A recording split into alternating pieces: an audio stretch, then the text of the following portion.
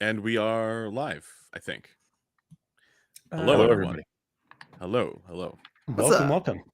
Welcome to another Saturday episode of The Noise Floor. I'm here with Bustin Trudeau and one Blen.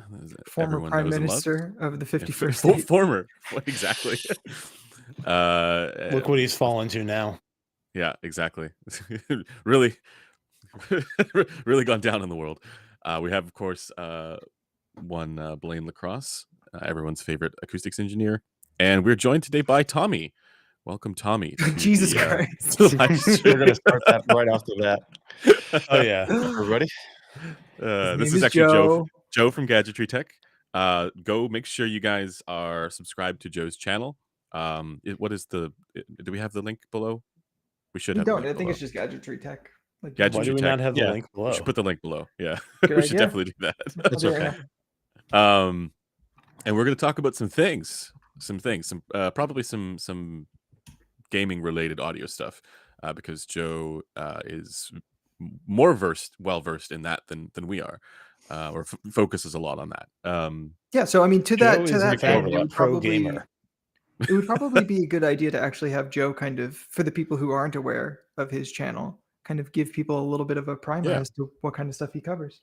Yeah. So I mix audiophile and gaming and everything in between. You know, I think a lot of people who are into high-end audio play games sometimes, and I didn't want to ignore that market. And I have high-end stuff that I listen to for critical listening and for my own personal enjoyment. And at the end of the day, I'll go on Call of Duty and troll some people with friends. So, you know, I wanted to make a channel that explained more of the audio in terms of, like, when you're buying a headset, it's not just specs on the box. What can you really expect from that product? So my videos are not short. I'll do 30 minutes on a $100 headset. So they're very thorough. If you want to learn everything about that headset, buckle up. It's a full episode. That's just my style. I wanted to make stuff for content that I would want to have seen personally if I was shopping for those products. So I just stuck down that path. Wicked. We do have a bunch of topics, but before we do that, let's just do some brief housekeeping. Blaine, if you wouldn't mind doing our usual intro bit here. Yes. As always, we are brought to you by Headphones.com, your number one place to learn about and buy audio equipment, headphones, DACs, amps, cables, and indeed speakers. You can probably find it if it's good, and you can possibly find it if it's not good on our site. In addition to being a dealer for a number of good and some not good audio brands, we have a 365-day return policy, which is fairly unconditional. I mean, obviously there's restocking fees, and if you do it like abusive to it, then we're going to ban you. But other than that, you can buy with confidence, knowing that if it doesn't work for you, you can get something different that does work for you. We're not really interested in just taking your money and leaving you with a problem. This channel is one of a number of things which is run by Headphones.com. We also have a Discord, discord.gg/headphones, and of course forum.headphones.com, where we sometimes pull topics for the show from, so you should be registered there and commenting in that thread. And also in some of the other threads. We've been having some good ones lately. Yeah, lots of great discussion on the forum lately, which has been nice to see. It's been very positive. So thank you to the folks who have joined the forum. Thank you to the folks who have joined the Discord and who have made them better places. Even we'll do the our folks best to make them worse again. Wow! Yes, of course. make Discords worse again. That's your slogan. All right. What's our first topic here? Young Griff? Okay, well, because Joe is deeper into the gaming side of things than we are, just in terms of his content, as well as probably how he interacts with audio devices. I definitely don't game, and I feel like you guys are more casuals, whereas Joe is what the hell, seasoned man? veteran, a battle-hardened man. You're talking to a former. I was globally ranked in a video game. Yeah, hey, everyone has a rank once you play enough hours. I was top 50. I was top 100. All right? I remember seeing or hearing you talk about some of your gaming escapades. So why don't we kick off? What was your top 100 game? Like, where were you ranked that high? PUBG. I was briefly. Was it PUBG? Yeah. Damn. I was me and my duos partner were, I think, 94th and 96th in duos. This would be this is when it was popular, so like 2016, 2017, Oh I yeah, think. So no, it some of my was best gaming memories are cracking someone in the head with a frying pan. You There know, you go. I remember being downed and screaming for my buddy who was busy looting, and I'm trying to tell Yep. him where he was, and I'm like, "Get him!" And my buddy comes sprinting up towards this hay bale, and all I see is him holding a frying pan, and he leaps Yep. over, and I just see him just whacking the guy, and then sure enough, he got me after. It was awesome. Oh god, the number of times you just hear the pating of something hitting the pan on your back and be like, oh fuck. Yeah. But no, As that someone was who the only has time no that I idea was. about PUBG, I had no idea there was a frying pan. Oh, yeah, That makes the the frying thing pan sound a is lot key. more fun than Yeah. I had previously Yeah. thought. It's You it's know, a Games great are game. fun. Yeah. PUBG Or is anything's a a actually melee a weapon if profoundly you silly swing it hard game. enough. So I don't know if that game's sort of fallen off, right? Yes. it's, Yeah. it had a little bit of a resurgence in the past year, I feel. They've been making a lot of updates, and I think the biggest issue I've had with PUBG is on from a sweaty standpoint is Mhm. the mechanics of it don't feel as smooth as something like a modern Call of Duty or Apex as far as how fast Yeah. and fluid things are. And I think that was the biggest obstacle, not so much the shooting mechanics, Yeah. I have a It different take. Okay. I Let's actually do think it. that the big problem is that for a very long time, it was the only, like, for solo queue, obviously it doesn't matter, but group queue was a fairly big thing in PUBG from the start, and it still is. It was for a long time the only BR that was major that didn't have a revive mechanic, and I think that really fucks with group play. Oh, yeah. Because Call of Duty had it. The first one was Apex. You can grab the little icon from the character and res them. And that really changes the dynamic from, oh, somebody died, now he has to sit and wait for half an hour, to Yeah. this is still a game we can win, even if someone gets domed early on. And I think that, and now they have it, but PUBG Yeah. not adopting that as fast as Call of Duty did, as fast as the other ones did, I think was a major thing that set it back. And also just kind of rested on its laurels. Like the new maps weren't super good for a while.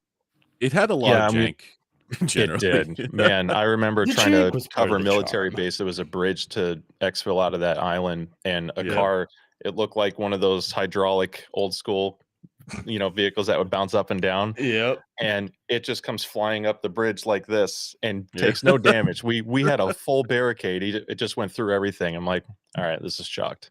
Yeah. So See, It when was so PUBG fun with the jank sometimes. in Once in I in took a PUBG's card. Oh, sorry. I was just gonna say in PUBG's heyday, we would always consider it the casual game, because we were StarCraft elitists, and me and my Well, I mean, it's a community. shooter, so it's that's not right. really comparable. So well, that's the thing. It's like, but we loved it because it was like we didn't need to practice hard. We didn't need to, we could just have fun, and it wasn't nearly as like stressful and sweaty as like trying to be whatever grandmaster rank or whatever, right? So like when that game came out, it was kind of like a godsend for us because or me and my communities, because and its popularity, the fact that like everybody was playing it, it was like, oh, this is now we get to have some fun. It's what we do when we're not when we're not laddering. Ironically, I had that, but with Warzone. When Warzone came out, I was like, oh, finally, casual PUBG. Yeah, it's really, and well, Blops as well for me. Yeah. I mean, skill-based matchmaking is a whole hot topic in itself that would easily turn into a 1 hour yelling fest for those passionate about gaming. I did have kind of like a softball question for our first Yeah. one, so I feel like it's probably easy enough. So when it comes to the different peripherals for audio you can use for anything, it's going to be IEMs, headphones, or speakers. Which of those do you think is actually best for gaming, regardless of price? Best. Oh, see, Best. you know me. I can't answer something shortly. I'm the type of people where you ask the time and would tell you how to build a watch or a clock. But yeah. So I would prefer, for easiest, most accessible, wireless headset, because I live in the real world and life happens, and sometimes you have to get up to get something. Something's going on and you need to quickly mute yourself, and you're connected to a controller and then you're pulling up the PlayStation guide to mute yourself, or on the computer toggling mute. It's just these extra steps aren't convenient. And a lot of times, if you have a decent headset, that's good enough.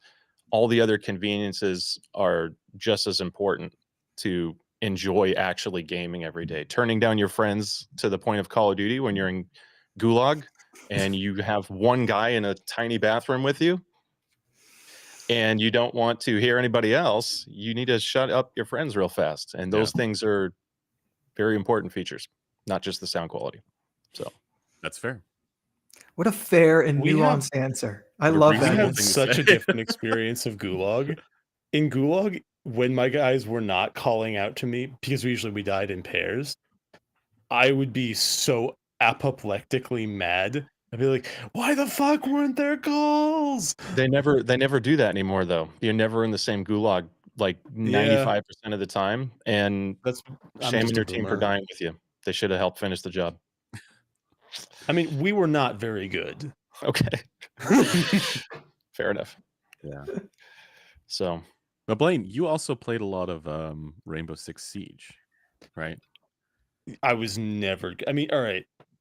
To be clear, I don't think the only time I think I ever took a game seriously, and it really wasn't that seriously, was sometimes in PUBG. Like, we still fucked around a lot. Us getting into the top 100 in duos and top 500 in squads was just like, we fucked around a lot, and we happened to have a good streak of luck, basically. And I guess we were okay. But I played a lot of Siege. Once I got good enough at Siege that I could play it as a shitpost, that's all I did, though. Like, I'd just go in pistols only, or play Fuse on hostage maps, or just do weird shit that made people angry just to do it. Yeah. Did you guys ever get into Counter-Strike, CSGO, CS2, that kind of stuff?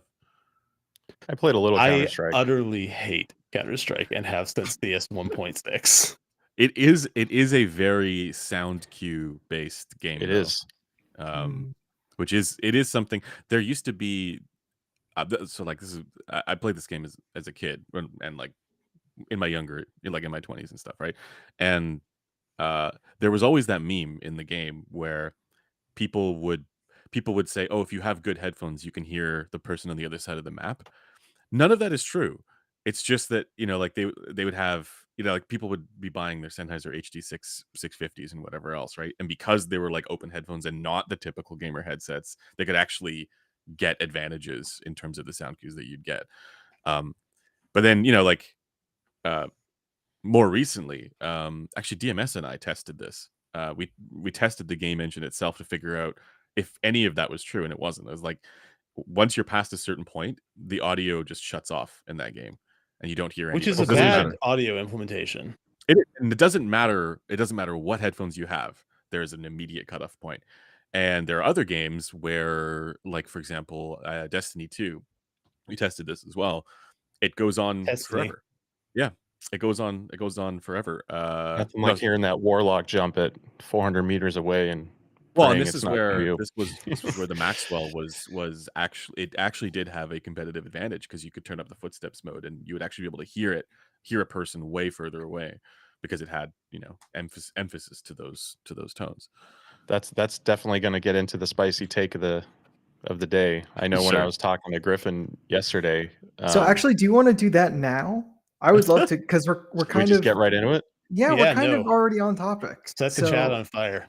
So something Joe had kind of brought to me as a potential spicy topic was, and I'm paraphrasing here, I didn't write it down exactly, but it's, do you actually have to spend more to get audio quality that nets you better performance in games?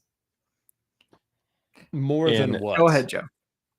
So more than what? Yeah, here's the thing. So Andrew's saying no. I'm going to say yes, but only if you're sticking with a headset form factor, because you can get $20 IEMs, $30 IEMs that are going to mop the floor of most $100 headsets, no problem. Mm-hmm. There are a couple outliers that are good, but when you start factoring in, because when you look at things from an audiophile world, our definition of channel imbalance or mismatch, they're usually tighter thresholds, and that's still considered poor performance. Well, when you look at some gaming headsets with bad channel imbalance, you're talking a swing of 8+ decibels up and down from 20 hertz to 20K. It's not like it's just one area. And when you're talking about positional audio cues, and especially when you start dealing with virtualization and HRTFs, they rely on, trailing tones to be at a certain emphasis level for their spatial cues to work properly. I've talked to some Dolby engineers about this, and that's a whole nother discussion about how you should EQ things. But the idea is if they're using reverbs, delays, phase changes, etc., and you have really bad channel imbalance or a frequency response that's not anywhere close to linear, those spatial effects are lost or distorted, and that will hurt spatial audio performance and positional audio cues. So I think there are a couple headsets I've used under 100 that I can play all day and get wins in Warzone. And it's pretty safe to say if you're buying $1,000 headphone, you should be fine. I So was I'll start with that. there was just a thought popped into my head with regards to the products that that a lot of folks are buying for headsets, and how that compares to, let's say, the leveled up audiophile purchase of like open back headphones. Just the fact that, you know, with open back headphones, not all of them, but like let's say you have some sort of low acoustic impedance headphones like the HE800S, right? The consistency benefits there, I feel, are like the positional consistency benefits there. The lack of meaningful leakage effects when just being worn by different people, like all of that, I feel is kind of like an underappreciated thing. But I think it if you compare that to the in situ response variation, the channel variation, um, the frequency response wonkiness that you often get with many uh, uh, gaming headset devices, it is something where there's a meaningful benefit to being able to go up market, I think, so long as you kind of know what you're picking, I think. Yeah. So yeah, I would agree with that. So And Joe, then, go ahead. go ahead. No, you go. Mine's going to deviate a little bit from this, but it's Oh, somewhat okay. related to I was gaming just performance. gonna ask. So I don't know the market of gaming products that well, but I would assume most of the stuff marketed towards gamers at under the kind of cutoff you put $100 is closed back, correct? Yeah. Like it is an Yeah. acoustically closed There's, headphone. unless you're getting an older drop PC37, something like that, then for a deal, you're pretty much all at close back. Some people consider a KSC 75X from drop to be a gaming headset because it comes with a mic. It's $25 and it's killer. Yeah, And it's probably more of good an enough. on-ear, but it'll again destroy a lot of headsets. Yeah. I have a set right in front of me because sometimes I just want to throw those on instead. So Reasonable. Okay, cool. Yeah, I was just wondering because I had like So- an inkling, but wasn't sure. yeah. So my issue now, this is the whole open versus closed back take, because this is something a lot of I don't want to say reviewers and consider, but usually associate open back with high performance for FPS, right? Or like positional cues and just good sound performance in general for music, etc. And closed backs, it's much more difficult to get to those performances that you more traditionally get with an open back. Well, except for There's a signal lot to noise is better with close. There it is. So my big thing is that's not often discussed is the noise floor of your room. And you can have an amazing open back, and if you have an i9 and a RTX graphics card whirring away, your noise floor is no longer here, it's here. 100%. And if your footstep is here, I don't care if you have an 800S, you're not going to hear it until it passes a threshold. You're getting killed anyway. That's why a lot of times cheap IEMs can be such a good hit if you're in a noisy room because of the isolation, or a good close back. The FT1 that you're wearing is great for gaming for the money because it has some attenuation of your room and still sounds good. So in a way, the best gaming headset is a quiet PC. it makes such a difference. Yeah, I was no, it's gaming important. on the new Focus Apollo, Oh yeah. the Noble Focus Apollo, just because the noise isolation is bonkers. And I was able to play at night at such a low volume compared to what I usually have to. And I don't play at damaging levels, but Of course. not having to compensate for your fans is awesome. So Honestly, for those that can, I strongly recommend just have a 25-foot HDMI cable and put your PC in the next room. That's not crazy. What about all the Dedicated USB cables and all PC. the streaming gear and everything Nah. connected to it? Yeah, put them all in the other room. Like you can get an optical USB connection. I was just gonna say, yeah, the optical one. What speed does that top out at? Is that 3.1? It depends on how much you're willing to pay. Like if you want to, you can get an arbitrary bandwidth over an arbitrary distance. It's just that you'll end up having to pay more money. Okay. I had this really stupid idea like a long time ago, that I would put my PC into like a cabinet to make it so that it would not be as intrusive for the noise. What I How didn't hot did that consider, get? yeah, Jeez. exactly. I quickly learned that was not the way. Paradoxically, I find that often the best way to keep a PC quiet is to have it like the quietest that I've seen is open air cases just far away from you, because just not having it at like all your components aspirating hot air means that your Yep. fans on average run lower. The Yeah, you can downside, of also- course, is that Oh, go ahead. well, the downside is that like GPU fans are always the pain in the ass because they have to be so small because PCI is a stupid form factor. Mhm. Like that's the best argument for custom liquid cooling, unironically. So you can get a significant decibel reduction in fans by undervolting or clamping voltage on Yeah.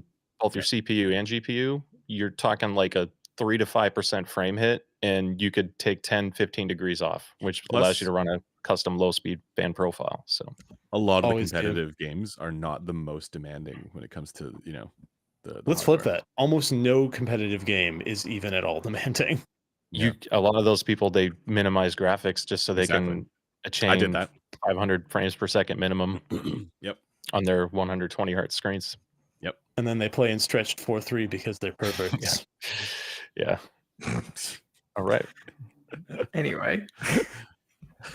Yeah, but I think the reason it was framed as like a spicy take is because in a lot of the more audiophile spaces, there's kind of this dogma where a person comes in looking for gaming audio and has gaming questions, and everyone will basically just be like, "It doesn't matter, just get whatever." Mhm. Pros use sponsored gaming headsets and they're great. That's all they need, type thing, is Wait. what you always hear. But you've also seen like there's pros who will use the sponsored gear around their neck, and then they'll use different ones in practice. So I'm glad this got brought up, actually, because I talked to some large venue places, if you will, and I talked to ASON. They're a big supplier of competitive $600 to $800 headsets, and it's because they have like aviation grade noise reduction. They have I to, could yeah. probably pick up a watermelon with the clamp force of those things. Yep. And Whoa. they have custom versions for live tournaments. It's actually not because purely they're just using a cheaper audio device that they think performs better. They have to monitor comms to make sure people aren't cheating in a competitive environment. Yep. So they use their sponsored gear, but the wired source for the audio is to give the organizers control over what the players hear. Just not everywhere, but this is an example. So what ASON, when they have their custom tournament headsets, it's because they have a monitoring connection as well, so event organizers can hear comms. So It's that's exactly like could that be in some of that. yeah, it's exactly like that in StarCraft as well, where it's you usually use IEMs for the sound delivery, and then there's Mhm. some crazy something like a massive you know s- noise isolating thing, or Yeah. ideally you're in a booth where Yeah. it's sound isolated, because there's also Eh, a broadcaster there speaking to the crowd. So Dude, so imagine Warwick Acoustics sponsored a gaming team. They Yeah. brought their sound isolation booths for the team. They would hear everything. yeah, That'd be fun. Yeah, until they asked, like they died from lack of oxygen. Even Yeah. two people in the vents. Warwick's They have a booth is vent, a don't little they? bit stuffy. yeah. Yeah. A It's little steaming bit. up inside. You don't see anything.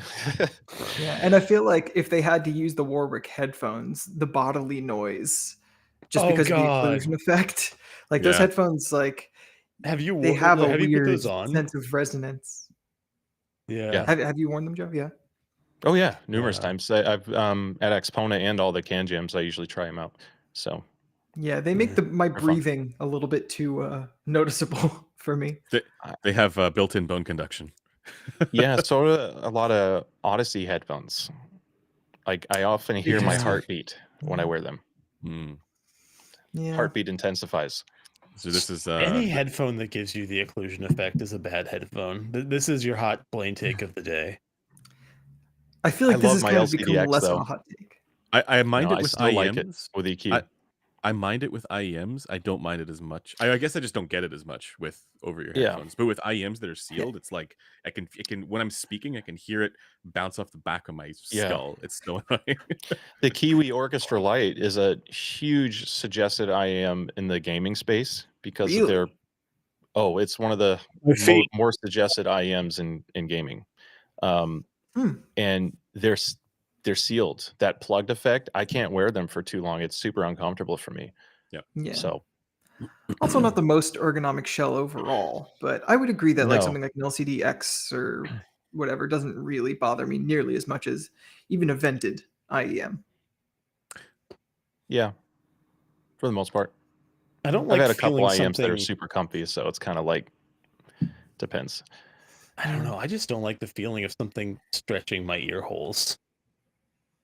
It's reasonable. I love that feeling. I live for that. No, I'm just kidding. I can't. I'm No not comment. going to go there. Yeah. But, My first and last time on stream. Wow. yeah.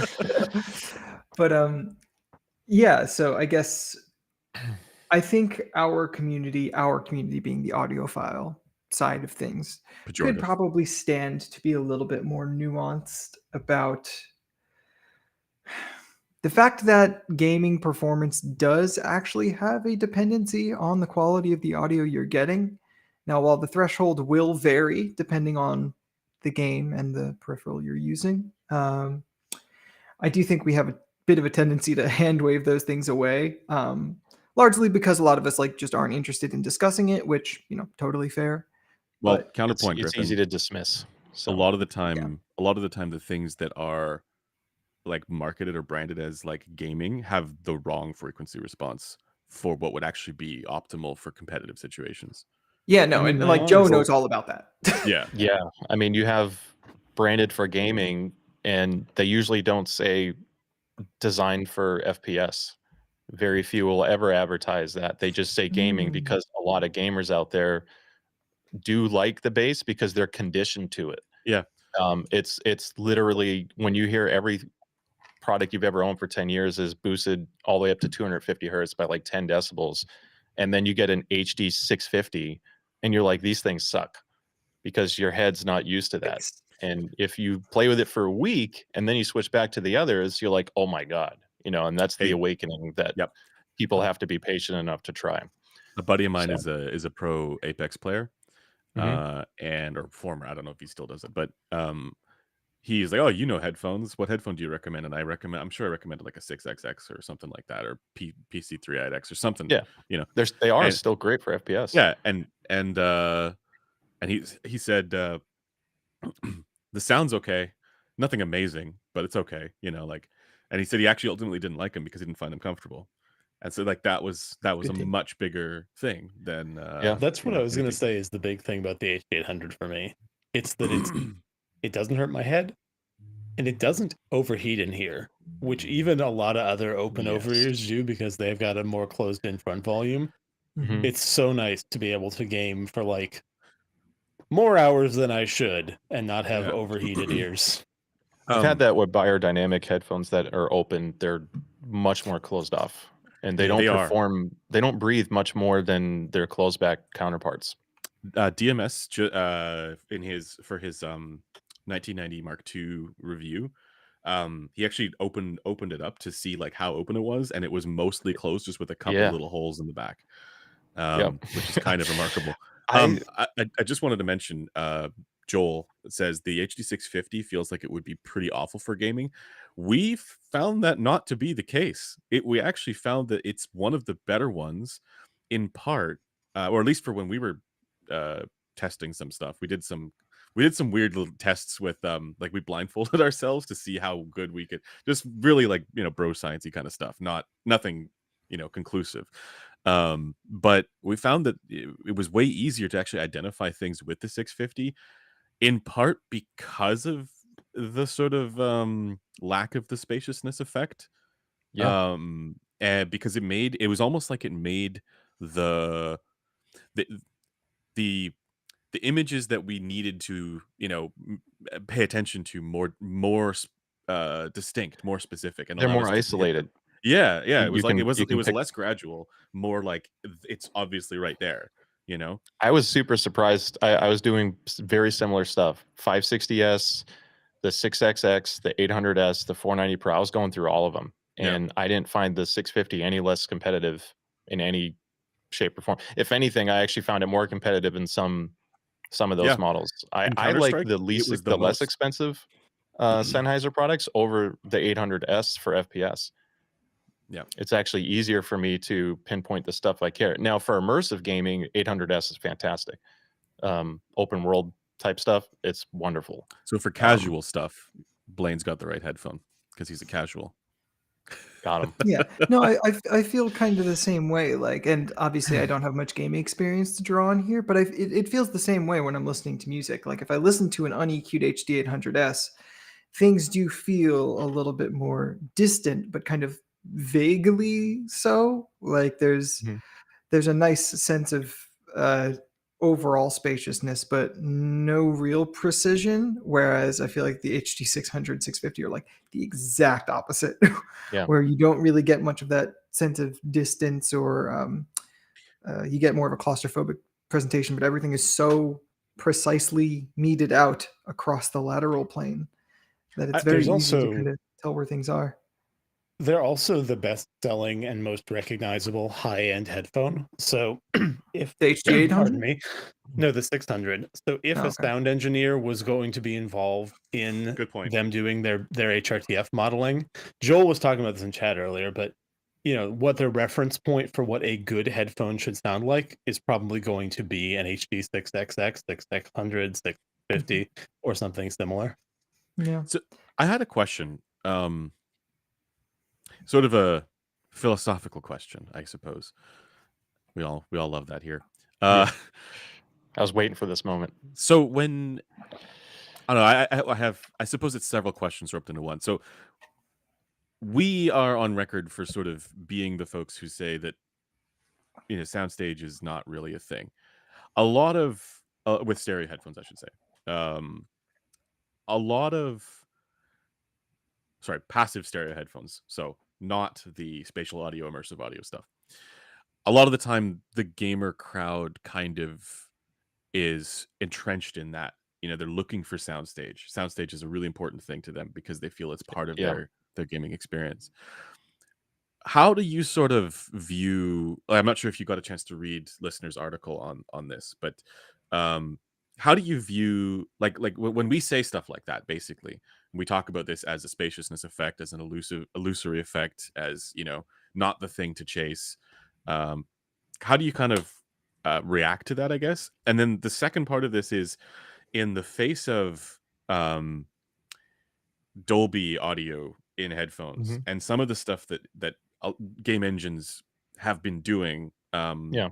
sometimes for better, sometimes for worse. But like for example, Overwatch has their has the spatial audio stuff in it. Yeah. Presumably, that is not our sort of like scrungles about soundstage and the concept of soundstage and not really having it be a thing to chase. That's a kind of is a very different thing from the way that many game engines implement their audio generally. And so I'm wondering kind of like, yeah, how do you, first of all, how do you react to that as a concept? And then second of all, in the face of some of the new ways that developers are implementing their audio in game, um, yeah, where's the there, I suppose, for the soundstage question?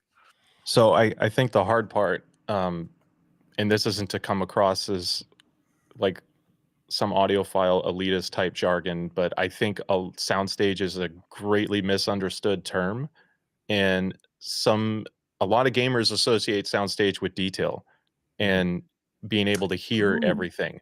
And they say this headset sucks or this headset has good soundstage, and a lot of the time it's just because they sound brighter to them, and that's it. And it could be as simple as reducing bass on a headphone or a headset, and now all of a sudden it sounds like it has a bigger soundstage because you got rid of like tons of mud in that boxy region, if you will, that just makes it sound terrible.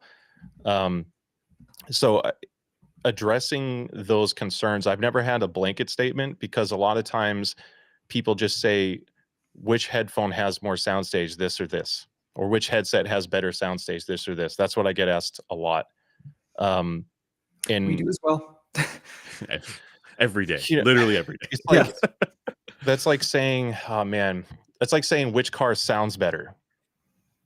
Well, the How- reason why I'm sort of confused about this topic, right, is when you're dealing with gaming with like game audio, that's not the same as like a stereo recording necessarily, especially with some of the ways that the game engines are implementing their Mhm. audio now.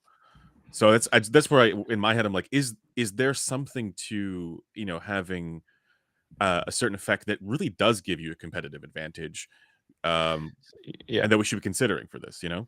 I mean, I do game specific EQ targets now. Mhm. I don't tune to Harman. I make a tune that boosts 100 to 110 hertz a little bit for a fundamental tone of a footstep, and I roll off sub bass.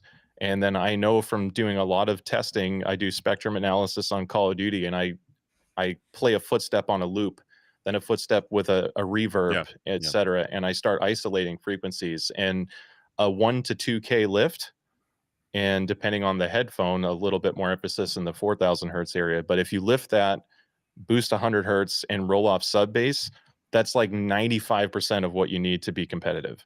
The upper treble tuning that I typically suggest to people, and I've called this out a lot, is reducing listening fatigue.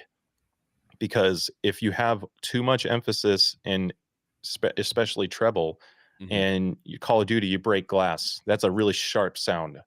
You're trying to hear a footstep, then all of a sudden something metallic comes and blows your eardrums out. You turn Yep. your headset down. It doesn't matter how the rest of it performs. If you're operating at a lower volume, you're not as competitive. So I think what makes something competitive in FPS is not having too strong an emphasis in areas that cause fatigue or listening damage that give you no advantage to the cues you actually care about hearing. So That's really, how it's I about approach the tuning side. right. It's about maximum intelligibility for the sounds that are Yeah, relevant. and that's why on the gaming side, on competitive play, everyone's looking at loudness EQ and adding compressors. Mhm. Something that you wouldn't think about doing for music because you want to hear dynamic range. Mhm. But on gaming, footsteps are at 60 decibels and then airstrikes at 105. How do you address that if they have overlapping frequencies? So compressors are a big thing, and that can totally change the way the game developers' intent was of how the game was going to perform because they wanted that dynamic range in the first place. Yeah. So it's there's no black and white because game developers have their own implementation on every audio engine. You have Valorant has a button that says HRTF. Mm. And then Call of Duty now has immersive headphone mode from using a sound engine from Embody that changes reverbs and dynamic range. So there's no one product that's just going to naturally excel at all of those because they do it differently. Yep. I'm glad Blaine. you got into a little bit of your process as far as making your game specific EQs. I've actually had to field a lot of questions about it, and I've also kind of like stumbled into a lot of conversations where actually people were uh, incorrectly kind of denigrating the process and being like, "Oh, this guy makes game specific EQs." Like this is probably just a whole bunch of malarkey, but I've corrected a good few people because your process is, as far as I'm aware, exactly what I would do if I was trying to make a game specific EQ. Yeah. So what sucks about all this, and this is going to not to feed your egos on this, but the HPTF varies so greatly. So all I can do is make a target that aligns to how I think my HPTF is interpreted by my rig. Mhm. I compensate for that, and I actually adjust what the ideal frequency would be on my rig. I adjust it to be what I think is in more of a safer area for HPTF variations among other listeners. So it's not Right. even black and white. I wish I could have 6 different measurements of the same product to show the HPTF variance and have a target that either scales with that or averages that. So there's no perfect solution. What I don't agree with is when people release a universal game EQ. That is like Yeah. the worst thing you could possibly do, because I see plus 8 decibels at 120 hertz, minus 4 at 4,000. But what if you have a headphone that's bass boosted and has no ear gain? You Yeah. just destroyed that performance. You're better off without doing EQ. So I was starting to make these targets because at least it takes some form of a measurement first and adjust from there. It's not looking at it as a holistic view. And also, this is kind of part of how when listeners doing his EQs, having it from multiple sources, like as far as like getting additional data for that model of headphone is super useful, because you want to be able to see that variation and adjust it for how you might reasonably predict it to perform on people, which you can't get necessarily from just one instance. I No, feel like and- the and most I do important part of averages. it is seeing where it doesn't vary. So like You could do when it you were there, talking yeah. about when you were talking about your EQs, Joe, I think the highest Yep. frequency you mentioned with any specificity was 4 kilohertz, which is like that's like right Those are right the at the most top. Yeah. But the Of problem what- is a lot of gaming headsets have a strong peak at 8 kilohertz, like at least half. on your head or on your rig. Both. Like Mm. it's noticeable.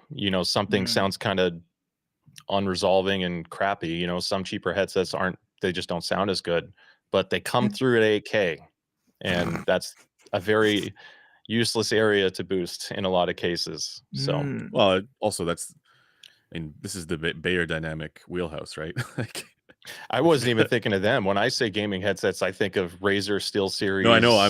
I'm wondering though if that's partially as a function of what's popular interesting and the take. trend.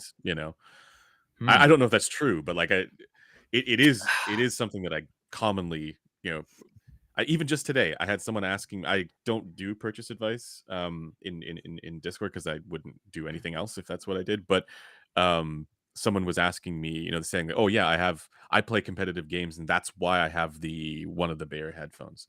And I thought in my head, I'm like, okay, but why? Like, why do you have this association with gaming? It's because somebody told you Years ago. somebody. Yeah. Years Yeah, ago. it takes years a long ago, time to shift a trend. it really is. Like Yeah. once something becomes legendary, it's Yeah. years of that. It's not Yeah, going to just correct itself overnight. And it's somebody with influence, in the gaming world was using it, must have been, right? And that's why they ended up getting it. And in some defense, because I know several gaming people that are influential have recommended it. And in some defense, when you do compare it to other products that are the more traditional consumer stuff you pick off the shelf at your local store, Oh yeah. the Biodynamic are still far better, both Far in build better. quality, serviceability, which is massive. Gaming headsets are throwaways Yeah, for the they're most part. So I see some value in that, and we haven't had the FIO FT1s, the AR5000s, and there's always been some Sennheiser products, but they weren't always as easily found in store, Yeah. in my opinion. But And I mean, also the Yeah. HD6XX is probably one of the better selling gamer headphones of all time now. Like you see it all over the place in streams. streams, yeah, that and PC38X, and I see the 660 S2 more now too, which is still good for disappointing. gaming. Yeah, it's weird to me. It's fine for gaming though, It is. It's when people have a HD6XX and they're like, yeah, it's okay, but you still want them to have a good open back for gaming. The 660 S2 has a little more bass and treble, right? So it kind of bridges that gap a little bit. That's one way to frame it. Yeah. One thing I kind of find funny is that HD700s never took off for gaming because Shroud used to use them, and so I always kind of figured that would make people want them. Apparently, That is interesting. Yeah. He's a big reason why the Logitech mouse is so popular. So, I mean, it's a good mouse, but Razer. Yeah, I'm on the Razer. What is this? The Viper V3 Pro, something like that. V3 Pro. Yeah, there you go. Trackball And then Blaine. gang. That's totally different. This is Nice. Me Do and you have Blaine your are on little that pencil trackball. eraser in the center of your keyboard too? do I have the what? The little pencil eraser trackball in the center of your keyboard, like the IBM. No, my Doesn't have a keyboard center of the keyboard. doesn't have a center. Yeah. There you go. I have See, two hand-shaped keyboards at like a knowing 90-degree Blaine's angle. peripherals, I'm always shocked at how well he does in games. Why? It's because it's so not what anybody else uses. Like it's just so like It's called being original. it's so weird. It's so weird. So this is I've had a few talks with some other influencers about this, because when you review like keyboards and mice, and we should get back on audio here in a moment, but when you review keyboards and mice, anytime you drop a keyboard review, Hall effect or not, everyone's like, this thing sucks, buy Wooting. Oh And you talk about wireless mice, like this is only 2K or 4K, like that's garbage. 8K is the way to go. And most pro players, they're not. When you get good at a tool and you know exactly how something's going to perform, just play with that for a while. You're going to be just as good, if not better, by constantly switching gear. So I actually have a bit of a opposite take on, or not opposite, but a counterpoint to that, which is that this was certainly true for playing games like StarCraft, like competitive RTS. There were trends in the pro scene for the types of mice that they would use and mouse pads, and like the style that people would usually go for much faster, like making things much faster, and the mice were a lot smaller because you had to go so fast with your mouse movements, right? And so this was also kind of at a time when like a lot of the mice that were coming out were much larger than they are now, larger and heavier. Yeah. So with and so for the people, like there were a lot of people who would just be using those by default because those were the sort of gamer branded tools that were available and widely recommended on the market. But for people who were in the competitive scene, we would all we all needed to have the smaller, more agile kind of, maybe not all, but many of us did, because it was just so much, like your performance would genuinely be better because your tools were better. Absolutely. There is certainly tech improves for a reason, because products are improving. I think people judging a mouse's performance being inadequate because they see 4K versus 8K exclusively is a misguided judgment. I don't run my mouse at 8K. I like having battery life. I remember I did this stupid thing. This was like way into the weeds, where I would actually film my mouse movements when I was playing a match. And so I could understand the right profile for how the back would hit my palm and what would allow me to get higher APM as a result. And I made my decisions based around that. And it was mouse effective. shape for upgrades. Yep. Yeah, I've seen people get a thermal camera. You play for a while and then just snapshot your mouse and see where your pressure points are. Exactly. Yep. So, the ergonomics, physical performance of peripherals is way up there with the other specs.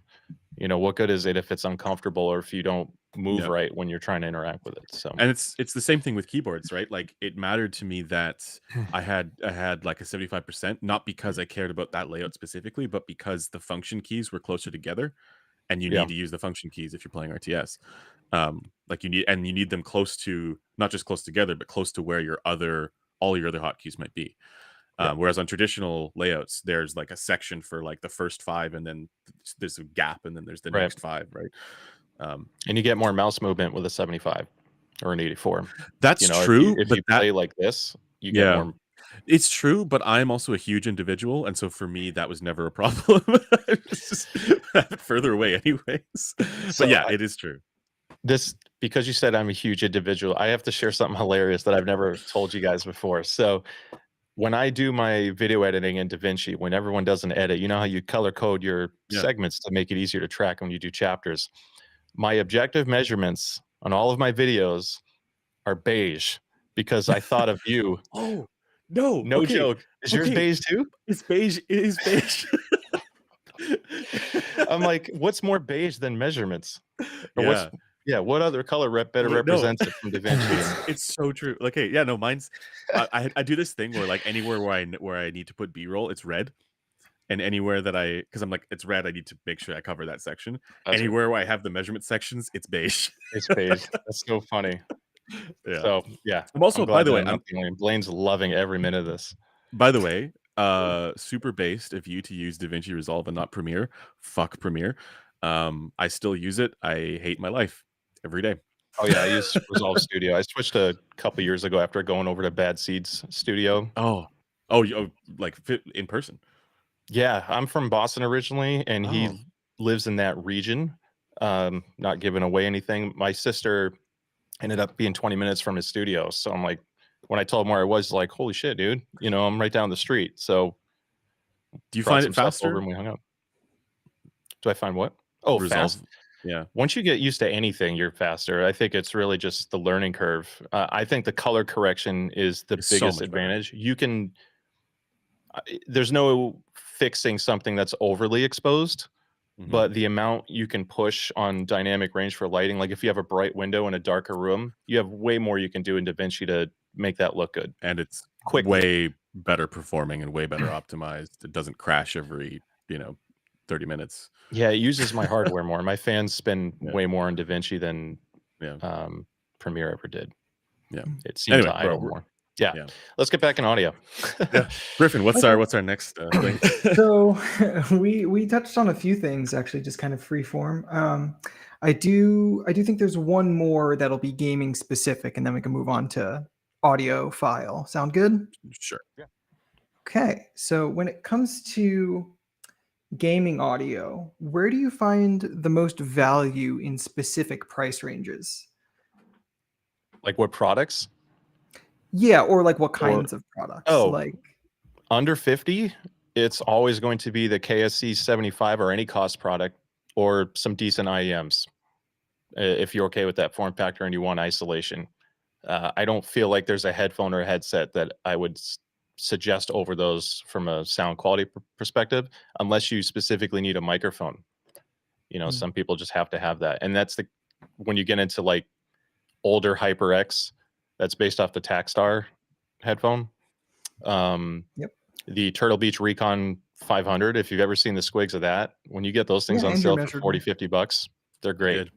And You they're get a huge. HyperX for 40 or like 50 bucks. That's cheaper than it used to be. They're down. So on the holidays, you can get the Cloud 2s for about $30 to $35. Nice. Turtle Beach. Yeah, that's a square deal, actually. Yeah. Turtle Beach released those two. There's the I can't remember what the names exactly were, but Recon the 500. Yeah, The so Recon the- 500 has the 60 millimeter driver, if that's what you're talking about. Oh, Andrew might have actually measured the 50 and the 70, not the 500. That's right.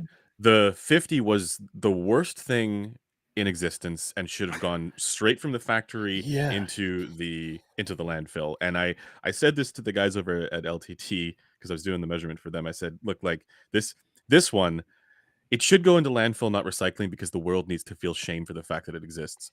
But surprisingly, the other one was really not bad at all. Like for a cheap gaming headset, like I can't remember the number, but I was quite it had a more reasonable frequency response than what you get in like many of the audiophile stuff. You know, I mean, if you look at the squig I have of the Recon 500, that thing is solid, and it has huge cloth ear pads, so they don't flake off and deteriorate.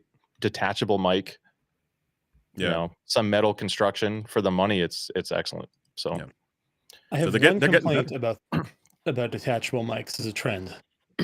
It has led me to see people wearing gaming headsets walking around town, and it's not a good look. I know exactly what you mean. It's not a good look. Yeah. With the lights on and shit, and the microphone up. In New York. Like in New York, I saw people with gaming headsets on the subway all the time. I see people taking like business meetings, you know, with their gamer headset, you know, some sort of Logitech. Yeah, I usually see AirPods or something, and because they just use the mic on the laptop, and I always see wireless earbuds or one wireless earbud. Yeah, that's more common. Mostly that, but I do see people walking around with clouds. I saw one guy walking around with a fucking Logitech gaming headset. Yep. I've seen it. The mic boom flipped up or something. Yeah. Did I answer your question fully, Griffin? I touched on the affordable side, but you only touched on affordable. Let's go up from there. And in terms of form factor, you're saying, because I want to make sure I'm answering this correctly. It doesn't really matter. Like whatever you find the best value, regardless of form factor. I mean, if you need if you need a mic and you're okay with wired, the drop PC38X is still reigning champ for the money, because I would whether agree. it's 130 or 160 bucks, it's gonna last a long time. Just new pads. The only thing I've ever disliked about the drop PC38X is the clamp force is strong and it doesn't really ever totally lighten up. So Mm. I was recommending EPOS, the H6 Pro, which is not tuned as well, but Yeah. has a great mic and it's a lighter clamp, so I could wear it longer. In the wireless range under 200, I still think SteelSeries makes a good product, because you can get simultaneous Bluetooth, the mic retracts, suspension head strap, sport fabric pads so they don't get sweaty or deteriorate. You can swap the pads. It has a auxiliary input. I mean, there's a lot of, wait, that one, I think it does. I'm thinking of a different one. But either way, when you start looking at all the features, and it has onboard EQ, which works for console. So you can fine tune the sound and it saves to it and And you use it said on that's anything. under 200? It's 170-ish retail, but usually get them Damn. for 160. And the Xbox version works on PlayStation and PC and Mac and mobile. So one SKU for That sounds everything. pretty sweet. After you get to 200, there's a lot of great stuff out there. I really like Astro's A50X. The tuning's great. The microphone's literally better than a lot of people's dedicated mics on a headset. And that has onboard parametric EQ for Ooh. console. Yeah. Interesting. I really want to try that one. I should, maybe I'll send you one just to try. Honestly, I would be more interested if you sent it to Andrew first. Okay. Because I want to see how it measures on a different rig. So, because it measures like, will, frankly, unreasonably well on your rig, like well enough that I'm a little bit suspicious. It's, I mean, I got two because I wanted to compare, and they made a Gen 5 which doesn't have HDMI to save money, and it's 300 instead of 380. Oh. That one measured like 2 decibels less bass as a shell, but overall it's pretty comparable. Okay. I did for some reason I forgot the Griffin. You have the same rig as Joe. Oh, shameless plug. I like this headphone so much that I made my own pad for it. It's the Nova sick. Pro wireless. Oh, right. Yeah. Look at these Sorry, that's gorgeous Arctis pillows. Steel Series? Yes. Okay. So Ooh, I wanted that something does that look was very good for comfortable. people who wear glasses, and you want to have a closed back with ANC but still feel more like an open back without that sound isolation plunger effect. Love it. It's pretty solid. I like wearing that for long gaming sessions because it's light. How does that affect the FR? I intentionally tuned it to improve FR for FPS gaming. Okay. It took me about 6 months to make multiple iterations and sending specs and then measuring it again until I was happy with it. So sick. I mean, that is a major pain point for me with a lot of the high-end audiophile headphones, is that they really are not good for people who wear glasses. Like, not just that there are leakage effects, but also that they're uncomfortable as well. Ergonomics, it's so hard. You can't put that on paper. I wish there was a better process or way for people to explain ergonomics and clamp force and pad compression. I actually made my own like mini head with a vertical scale that's accurate down to like 0.1 grams, and I'm making a database to measure clamp force on a medium head setting and a large head setting. I have about 50 models on it so far. Sick. So once I'm happy with the data, that's yeah, awesome. I will probably be DMing you about your methodology for that, because we would absolutely be interested in doing something like that too. It's crude, but I think Constantine and I have been debating how to do that for the better part of a year and a half. I hope that my methodology is sound enough to be useful. All I can do is say, this is the number I get, and when I put it on my head, I feel like it lines up. If one measures to have less clamp than the other by 50 grams vertically, like 400 grams versus 450, then it kind of aligns. And the Stealth 700 headset from Turtle Beach has a 950 gram clamp. And when you wear that thing, it feels like a vice. Most Sennheisers are 600 grams. And then I put on the Aoun, and this is like 300, 350. That's why they called it the HD 600. We finally have our answer. Yeah. But actually, for that, I mean, I think even if it's not, Blaine, you said you were debating Constantine how best to do that. I think the big thing there is having some sort of relative clamp force index. So here's the big thing that's missing, and this is Constantine wants to do some absurd thing with a whole bunch of different force cells so he can show like the force map on your head Which would be because he's Constantine. It would be It would be amazing. cool. I It would do be that. cool. Also, it will cost like $20,000. Yeah. No, what I think though is just having a caliper pressure as a function of head width is good. One missing variable though, and this is important, you need to also know for at that caliper pressure how much pressure is on the top of the head. Mhm. Because different levels of headphone weight and downward force on the top of the head will make different levels of caliper pressure more or less comfortable. Yeah. Yes, like, and you don't on wanna top be- of that, the clamp force varies on some models more than others by how much you Yes. telescope the yoke. So yep. that's the most difficult thing to make a constant. If I put it on the vertical clamp, I always it's a flat plane Yeah. measurement. It's just a flat plate. So I try to center the pad. And then I have a spacer that's about, I don't know, an inch thick that I put on the opposite side to force it wider. And if I have to, I adjust the telescoping yokes to make sure I maintain the same vertical location. That's the only way I can measure them. And I found that some headphone chassis have a much more consistent clamp regardless of size, and others the clamp force will go up by 100 or 200 grams as soon as you pull it a little bit extra. Yep. And that's why Okay. it's such an important thing to Yeah. understand. I actually have a jig in mind for this, which would have basically 2 points of articulation and 3 strain gauges, and I think it could work pretty well. Admittedly, Constantine is like, "Nee, but then you don't know if there's a hot spot," and then I'm like, "Well, all right, listen, fucking." Is there a golden ratio of headphone stability for weight? If you do this, what's the ideal clamp to weight ratio to still be stable and create a seal based off the ear cup weight? There's all Good these question. And things it's that I'm like, a real problem. Like the HK800 arguably has problems there, right? Yes, definitely. That's the I would say equivalent that's of not left-hair even hairband. arguable. Like, See, I don't know if the FT1 is any good because my head's just bigger than everybody else's. So most It's headphones good are for like, me. I have a more oval, narrow head, and I find it very comfortable. Yeah. So, I also swapped the pads, so it's not the same. of course you did. Yeah. No, I know. So, Okay, what was your that's where now where were one we on second. the We had got to like 200, and then I think he said above that there are so many good Yeah, options. I mean, if you are suggesting it to someone who watches movies, listens to music, and play games, then it's the Maxwell if you can handle the comfort or the weight. weight Some is- people yeah. just don't like the weight. And if you don't, Astro's excellent, but the ear cups are small. So they actually shrunk the inside. I think I have one. There's one here. Look how tiny that opening is. Aw. I mean, this is not the best example because the lighting's terrible, but you can, I don't know. These are removable. It's not a big opening for an ear. It's like you can feel it kind of cradle around your ears. So I wish they kept the old size, but yeah, Still bigger than most USB headphones. my go-to setup is I use the AR 5000 a lot. And this is stuck on a hook, so I hope I don't just take everything with me. And I do the Meze boom mic. Mhm. And then I can just plug it in anything with 3.5. I've used it on these because these are comfortable for gaming. They're great for FPS because the angle drivers just works well for imaging for me.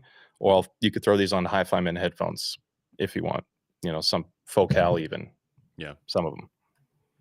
So I like that setup. Throw on a good DAC with a chat mix and you're good to go. Cool. And then as far as like cost no object, like what is your kind of top tier, the best thing you can get for gaming, period? This is such a spicy take. Do it. It's so subjective. I spent one night trying a lot of flagships for Call of Duty. I think I even did part of it on a live stream, but I have the 800S, I have the ZMF Caldera, I have the Safari Unveiled, I tried a bunch, and the Aria Organic just crushed everything in Call of Duty. It kind of changed my perception of like there's diminishing returns with audio, you know, because like you're not going to get any better. I legitimately felt like I could hear more and pinpoint it at the same time when I was on the Aria Organic and Call of Duty for Warzone. And that could be a byproduct of frequency response where the stars just align and it was naturally better for that game. because the rule with this is I didn't EQ any of them, just put them on. Of course. And that's the most U-shaped of the egg-shaped, right? Because it's got that modal feature in the bass with the slight bass shelf, and then it also, but it's not like a mid bass thing. It's kind of more, and it's subtle. And then it also has. It's also I mean, kind the of Audio right in Organic the is area Joe tends to DT990 to touch, Harman. though. It's not. Sorry, Griffin. What are you saying? I said it's Isn't kind it? of that modal feature is right in the area where Joe tends to like do like when he makes a game specific EQ, that tends to be where there's a footstep bump. It's like Call right of Duty focuses at like 100 to 110 hertz now on the new engine. The old engine went all the way up to about 120 hertz, and then Apex goes all the way up towards 200 hertz, and it has more bass roll off. Right. So CS:GO is kind of in the middle. It's more high pitched footsteps. Feel like they're half combat boots, half heels. Right. In that game. If I had to describe it. Right. Yeah, they're very clappy. Yeah, that's all I could.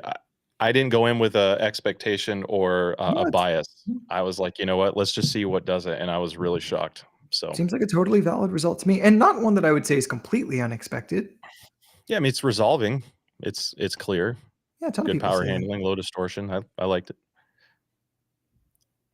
How do I determine the HRTF of a game? They don't publish because game engines, that's like their secret sauce. And when you see audio engine updates to games, a lot of the times when they fix audio cues in game, they're fixing occlusion effects. And there's like a game engine handling of if an object is over, because I have a minor in game design. My degree was in coding and game design. And when you look at an audio engine, if an object is over a certain distance, you can just not render or process that object to save on resources. And a good game engine, if in real life that object could still be heard, then you factor in occlusion effects. And if there's someone on the opposite side of a building to you, in real life, you're probably not going to hear them unless they step on a leaf and then that reflects off another object. And good HRTFs take into environmental variables better than others. And all of those effects are very unique to each game and how they interpret it needing to be. They're not mixed in stereo anymore. So, yeah. I remember the Rainbow Six devs making a big deal when it first came out about the fact that they had acoustic path tracing, basically. So they were doing like ray-like propagation for sound reflections. It's super cool. Yeah. They I know the Wise audio engine that Sony uses, which is kind of a derivative of Atmos's engine.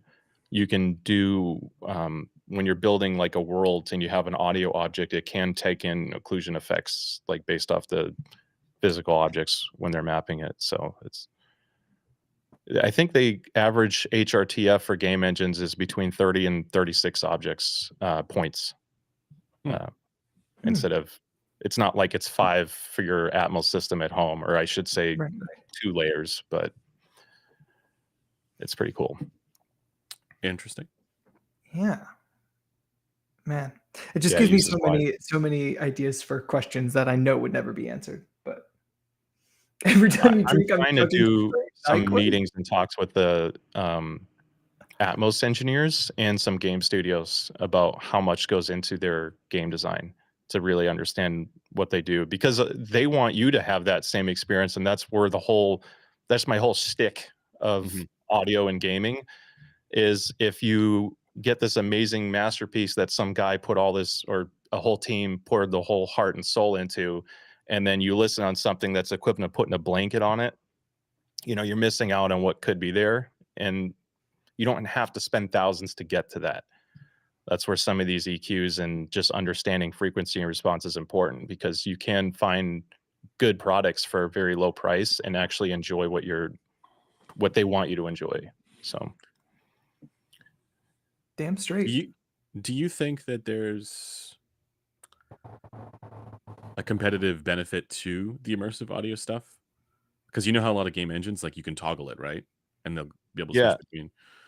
So there can be a competitive advantage, just a matter of which implementation works better for yourself. A lot of people, there was this whole debate of Atmos versus DTS versus Windows Sonic for PC-based spatial audio. What's the best setting for you? And I always tell people try all three and you decide, because It's what you're used to in a way. it's how, because the whole HPTF thing, Yeah. there's the game audio, then it's getting routed through whatever spatial audio processing software you're using, then your own headphones and the way you hear those headphones.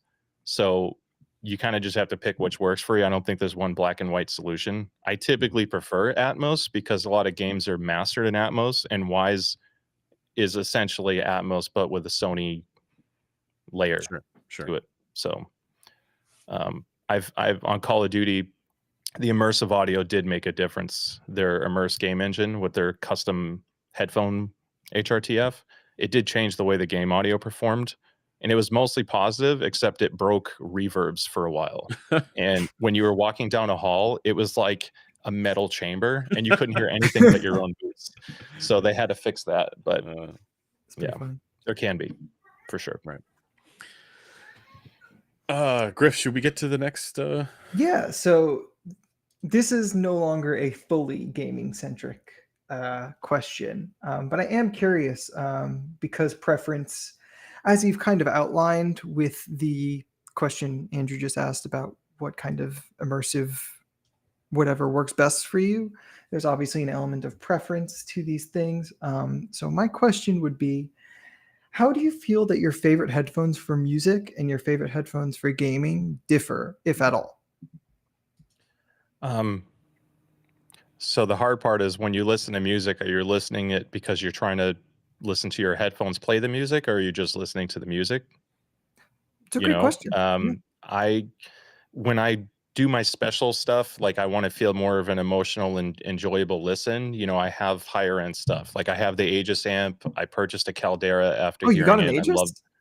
Oh yeah, I bought one. I think you could see it. I can right? see it. Yeah. Yeah. I heard it just like twice, and what it did to some headphones I demoed on it, and I just thought it'd be good to have. I don't know. Nice. The Caldera is a special piece to me.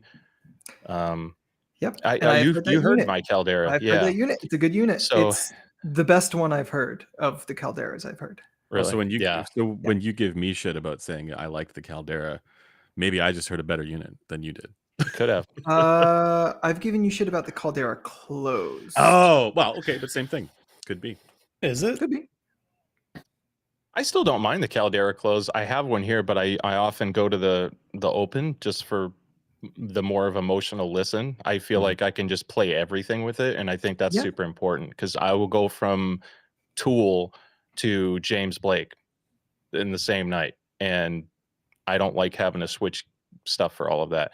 To counter that, on the gaming side, I don't want flagship weight chassis handling. It's like driving a Ferrari to go to the grocery store.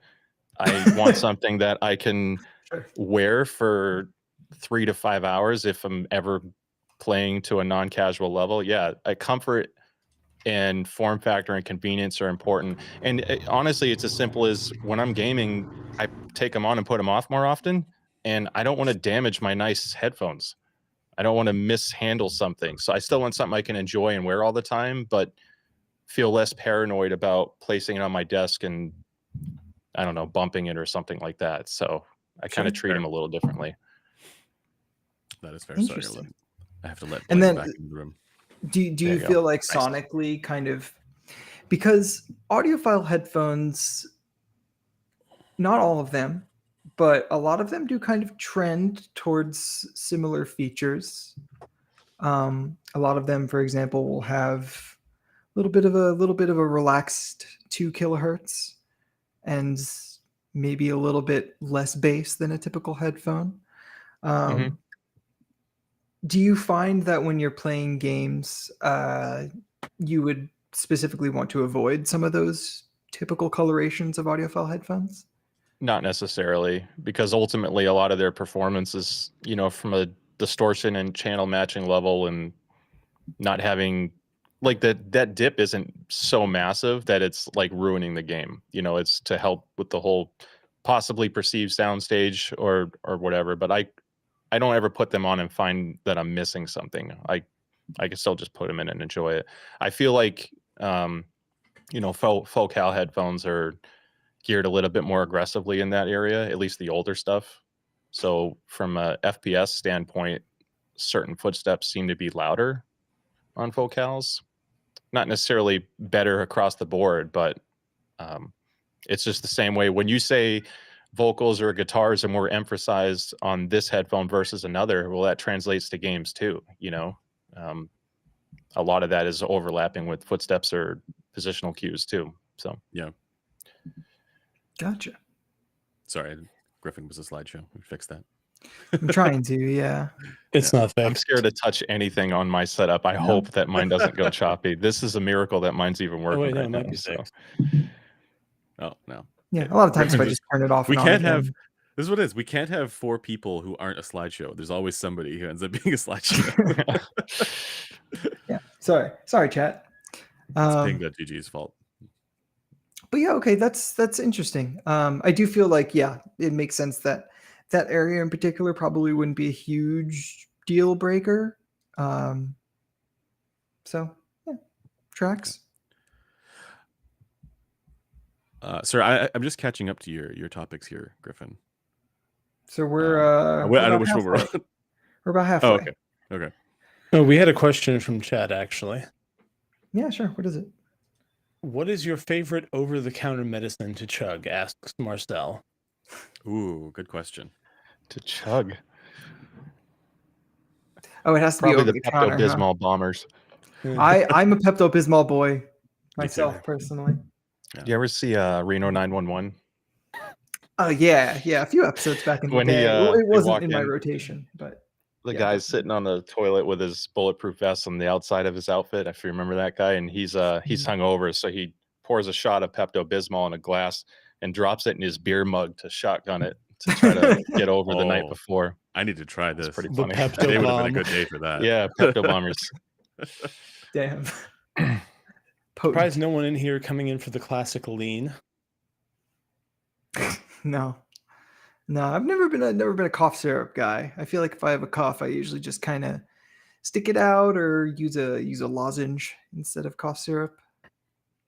This is fascinating to me. I I'm doubt that. I'm a NyQuil kind of guy.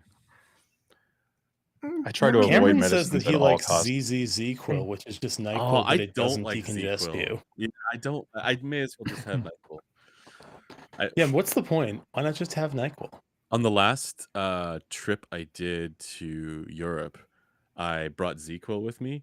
It did nothing.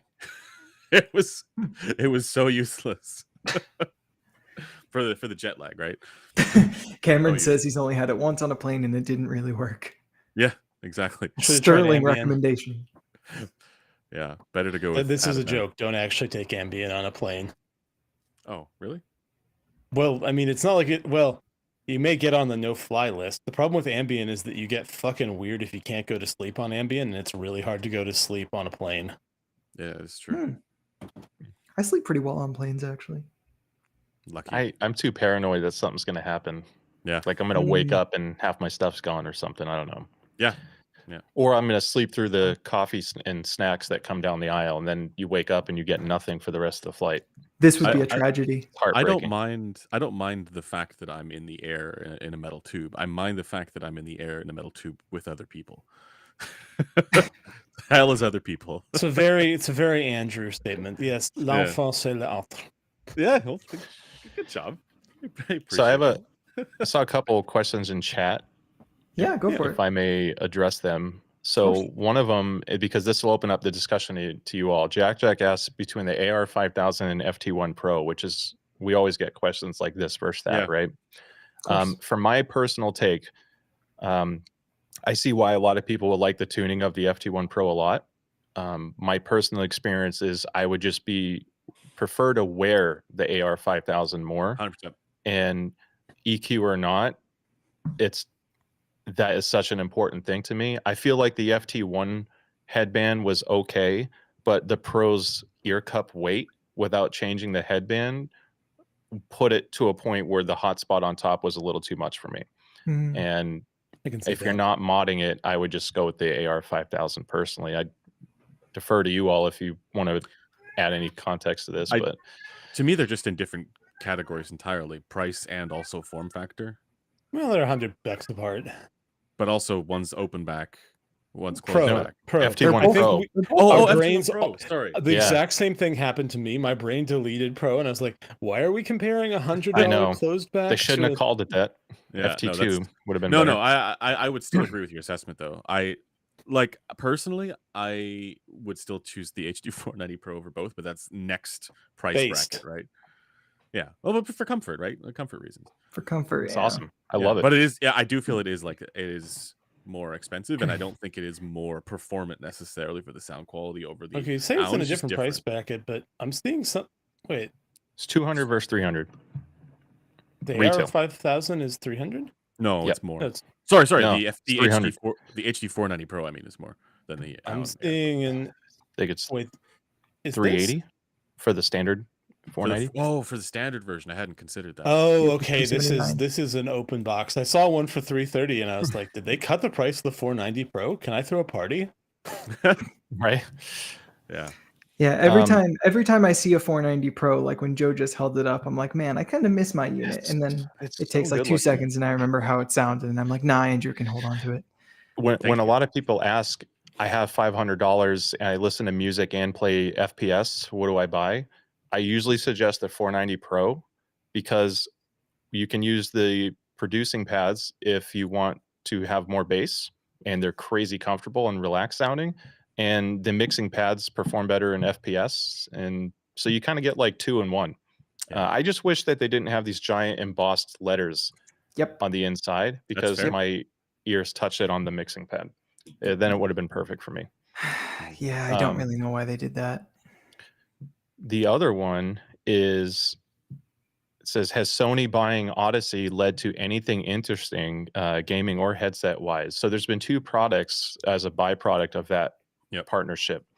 They have the Pulse Explorer, planar magnetic earbuds, and then you have the Pulse Elite, which was $150, which some people speculated it would be Odyssey Maxwell drivers stuck in a smaller PlayStation style chassis. They're very different. From a power handling perspective, weight, the feature set's different. They're really not too comparable. I find the Pulse Elites to be very bright and bass light. So if you're looking for something with any kind of dynamic punch or real impact, it's not going to be your model.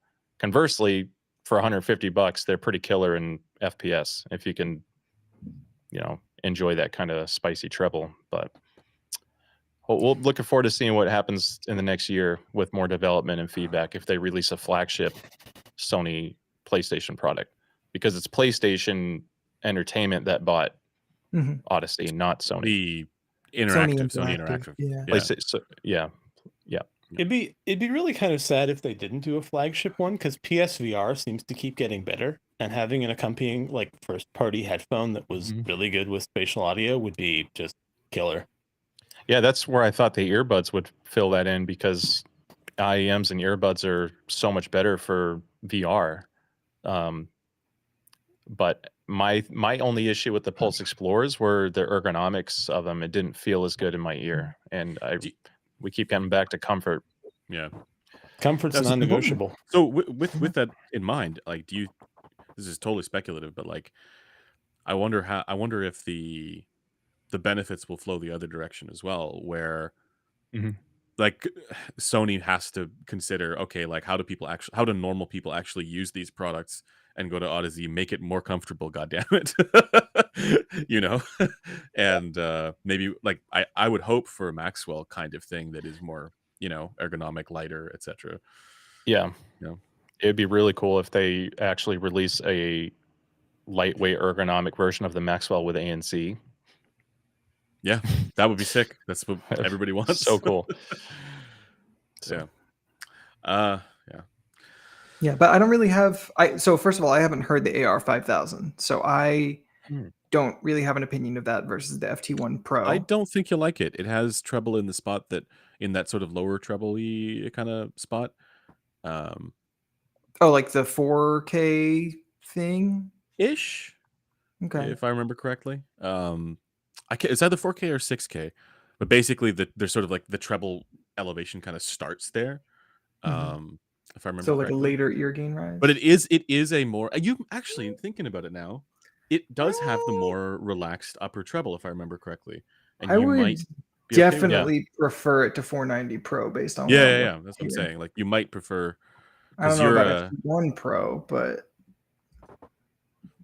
you're a Actually, no it's upper fairly treble. similar. I like it. so. Yeah.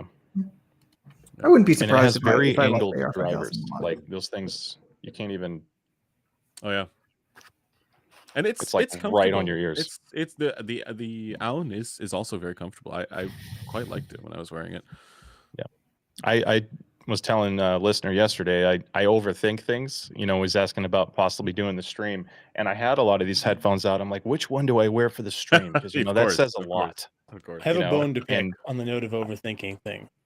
Yeah, You vetoed the best thumbnail Griffin has ever made.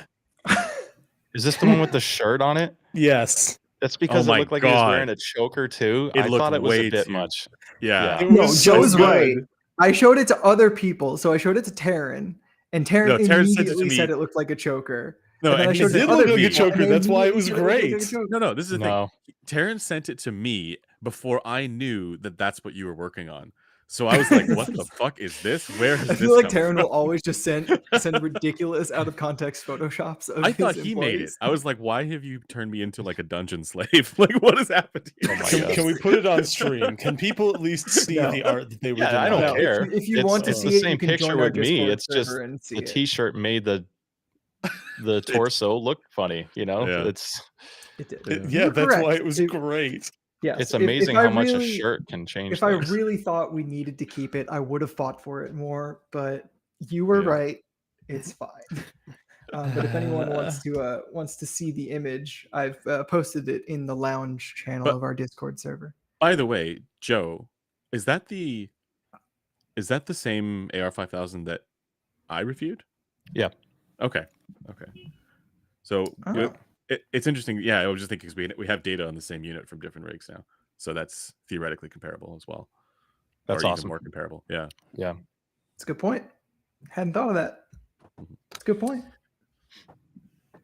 Oh damn! People are falling in to react to The that lounge? message. Oh God. Yeah, I highly What- recommend if you're not a member of our Discord server that you join to check it out. It's a good image. This looks My like Hot eyes. Topic threw up on me. This is Yeah.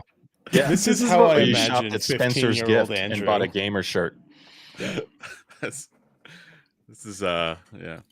See, Taryn's looking for new ideas for like merch to put stuff on shirts and stuff like Oh that. yeah, I have a few made that I haven't sent yet, but I'll send that to you Okay. guys after the stream. Well, but last week's stream, I think will actually end up like the thumbnail. For Oh that yeah, will no, end it up. is. It is. Yeah. Yeah. So So we're gonna do something with that. I have two more so far that I think one of them will be very good, but another one of them is not as good. But we'll see. I gotta cook. yep. Let him cook. All right. Nice. So Found the gamer. I think we could move on from that topic, right? Please. All right. So this one's another easy one. If you can, Joe, just regardless of price or anything like that, what are your favorite actual headphones for music listening? I kind of alluded to this earlier. I still think the fact that when I overthink things, the first one that comes in mind for consideration is the Caldera, which I think says a lot. It's just for my collection. Open, right?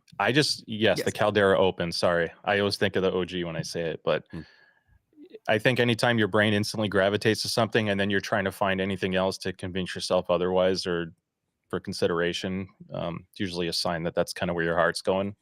So I've just enjoyed it. I don't use it often because I kind of keep it in this high standard in my head. And if I listen to it too much and then I really love that flavor of sound, then I listen to other things, I feel like it takes away from what those are trying to achieve. You know, like if I listen to a $300 headphone after listening to $6,000 headphones all week, a lot of times those don't quite compare. Sometimes they do. Well, The also, 6XX is probably my number 2. I was gonna say, like, the other So- side to that is that a lot of the high priced headphones they tend to go after a more specific kind of tuning. Yes. Less Yep. let's try and appease everybody, you know. Mhm. Yep. And as a result, it's like if you fall into one category where you found the right high end headphone Yeah. for you, it does become difficult to put your brain back into like this is appropriate for all people kind of mode, you know. Right. I've Yeah. to that notion, I've explained that when you get into super high end, you're not getting something that's perfect reference. You're getting a company's vision towards what Yeah. a specific product should do or sound like. It's a very specific goal, and at a higher budget, they have more funding to get to that goal. So it's really keened in. And then to the counter of that, you could, if you're doing food analogies, I think of some high-end headphones as like the filet mignon or the sea bass. And sometimes I just want to have a meatloaf. Or a You know? McDonald's cheeseburger. Sometimes you want some fat base. Who cares? Yeah. Also, Hell yeah. caviar is gross. It may be expensive, Yeah. but it's still Blaine, gross. your taste in food should not be considered whatsoever. Damn. Got him. I'm serious. Like Vicious. he hates wine. He hates wine. You He hate hates wine things that too, have huh? flavor. He hates things that have too many ingredients.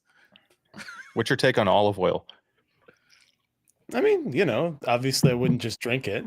Oh, actually, It's actually really good for you. For the note, you have a teaspoon at night. Look into the Yeah, health no. benefits of olive oil. It is legit.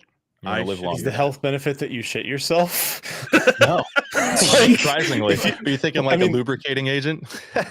like no, that's literally a prank. No, that's baby oil. No, if you get someone to drink a shot of olive oil, there's like a 50% chance they're gonna have diarrhea. How big of a shot are we talking here? Because I have never heard that. I So also- Yeah, no, I it's do- like a common prank when you're in college. At least it is Interesting. here. I'm not doing Blaine, shots. Correct me if I'm wrong. You do like truffles, though, right? No, I don't like truffles. You don't like truffles, okay? But you I like. mean, the like, truffle I'm not pasta. antagonistic to them, Okay. but honestly, as far as like a rich flavor, I would prefer. I mean, I prefer tomato. Honestly, I definitely prefer like garlic, maybe Okay. some kombu. How are you on foie gras? I'm a vegetarian. He's vegetarian. Oh, right. So how are you on foie gras? Never tried it. Yeah. I don't think I've tried it either. I'm not raring to, honestly. It's Joe. Do you have an opinion on foie gras? I've had it a couple times as hors d'oeuvres, and I didn't mind it. Okay. I think when you go to those fancy places that serve that type of stuff, they're usually pretty well prepped, and I think that can make a big difference. But I don't go out of my way to look for it. It's not the foie So- gras. It's the fact that there's a high-end chef doing high-end chefy things with it. Yeah. 4 Michelin star, James Beard Award winner. Also, you say that I don't like things with flavor, but I'm the guy who said that we should have Mark Ryan on for the fucking Hot Ones challenge, which we still Hot need Ones to do. challenge. I would should do love that. that. We're gonna do audio Hot Ones with Mark Ryan. Oh my gosh. Yeah. That's funny. I Put them in that recently- virtual table in like the dark room where you're just sitting across from each Yeah. other with a glass of milk. I mean, I would love to do it in person. Like, actually, if we could do that at a can jam, that would be Alright. very fun. All right, I have to call out. So Deluxe with the terrible opinion here. Blaine always has the most correct takes. I have to call that out because it's a super chat. It's an interesting one. It's just Spent money to say that. It's objectively incorrect, but that's okay. This you know, this we may appreciate be it the anyway. hottest take we've ever had, and it's not even spicy take hour. Yeah. Well, I will say Blaine's preference for Thai food is a good one. Wait, is it Thai food or do you like? Mm. Blaine likes Thai food's so plenty of good. good Yeah. food. I like Thai. Pad I like see-ew. Mexican. I like Yeah. Italian in general. Yeah, but you don't like wine. Greek, I'm a bit more mixed on. I'm not super into Greek. Oh, I Me had Greek neither. food last night. It was delicious. Baklava? I'm just not a huge Just have a lemon dessert? person. Yeah, I feel like Greek has a lot of lemon. See, I Does. like lemon, but Greek has a few things that I find very bitter. But like the thing is that I have like mutant taste buds. Like I did one of those taste testy things, and I can taste all the weird things that most people can't taste, and they all taste bitter. So probably Greek would Interesting. taste delicious if not for that. there I you wonder go. how that affects your spice tolerance. It's pretty bad, to be perfectly honest. I am not Oh, very So spice that's tolerant. so we should Mm. do the hot ones thing. I think this is a great So idea. yeah. I'm we'll actually get you I'm 2 growing gallons of chili milk. peppers now. Or I want to grow. Well, I'm not growing them. I have them, but they are growing in my place. I want to get into growing Scotch bonnets and things like that, though. Damn. You're on a mission to destroy your insides. What's the hottest pepper you've had? Personally, it would have been a ghost pepper based thing. Yeah. Yeah. Um. Well, I've had one of those. Yeah. I don't yeah. react to ghost peppers as much as I do some other peppers that are lower on the scale. Have you ever Yeah, tried I Reaper find like different squeezins? spices affect me Yeah. differently, and I Yeah, can that eat stuff. ghost pepper stuff without much of an issue. A lot of it is to do with how the sauce is, like if it's extract. We talked about this last time, but extract versus like the actual like the chili oil itself. Extract is death. It's death. Yeah. So you could Extract have a is less just no fun. you could have less spicy pepper, but with extract it would be more. Yeah. Extract is fun, but it's not taste. Like it's not What is the It's- fun in extract? It's just pain. Yeah, but that's pain. the fun of it. The Is pain you is the inflict it on fun. other people. That's why Yes. people watch that show, is for the extract based sauce, the bomb, right? Yeah. Sorry, Mark Ryan says couch. ears out. No, Scotch Jesus. bonnets. Yes,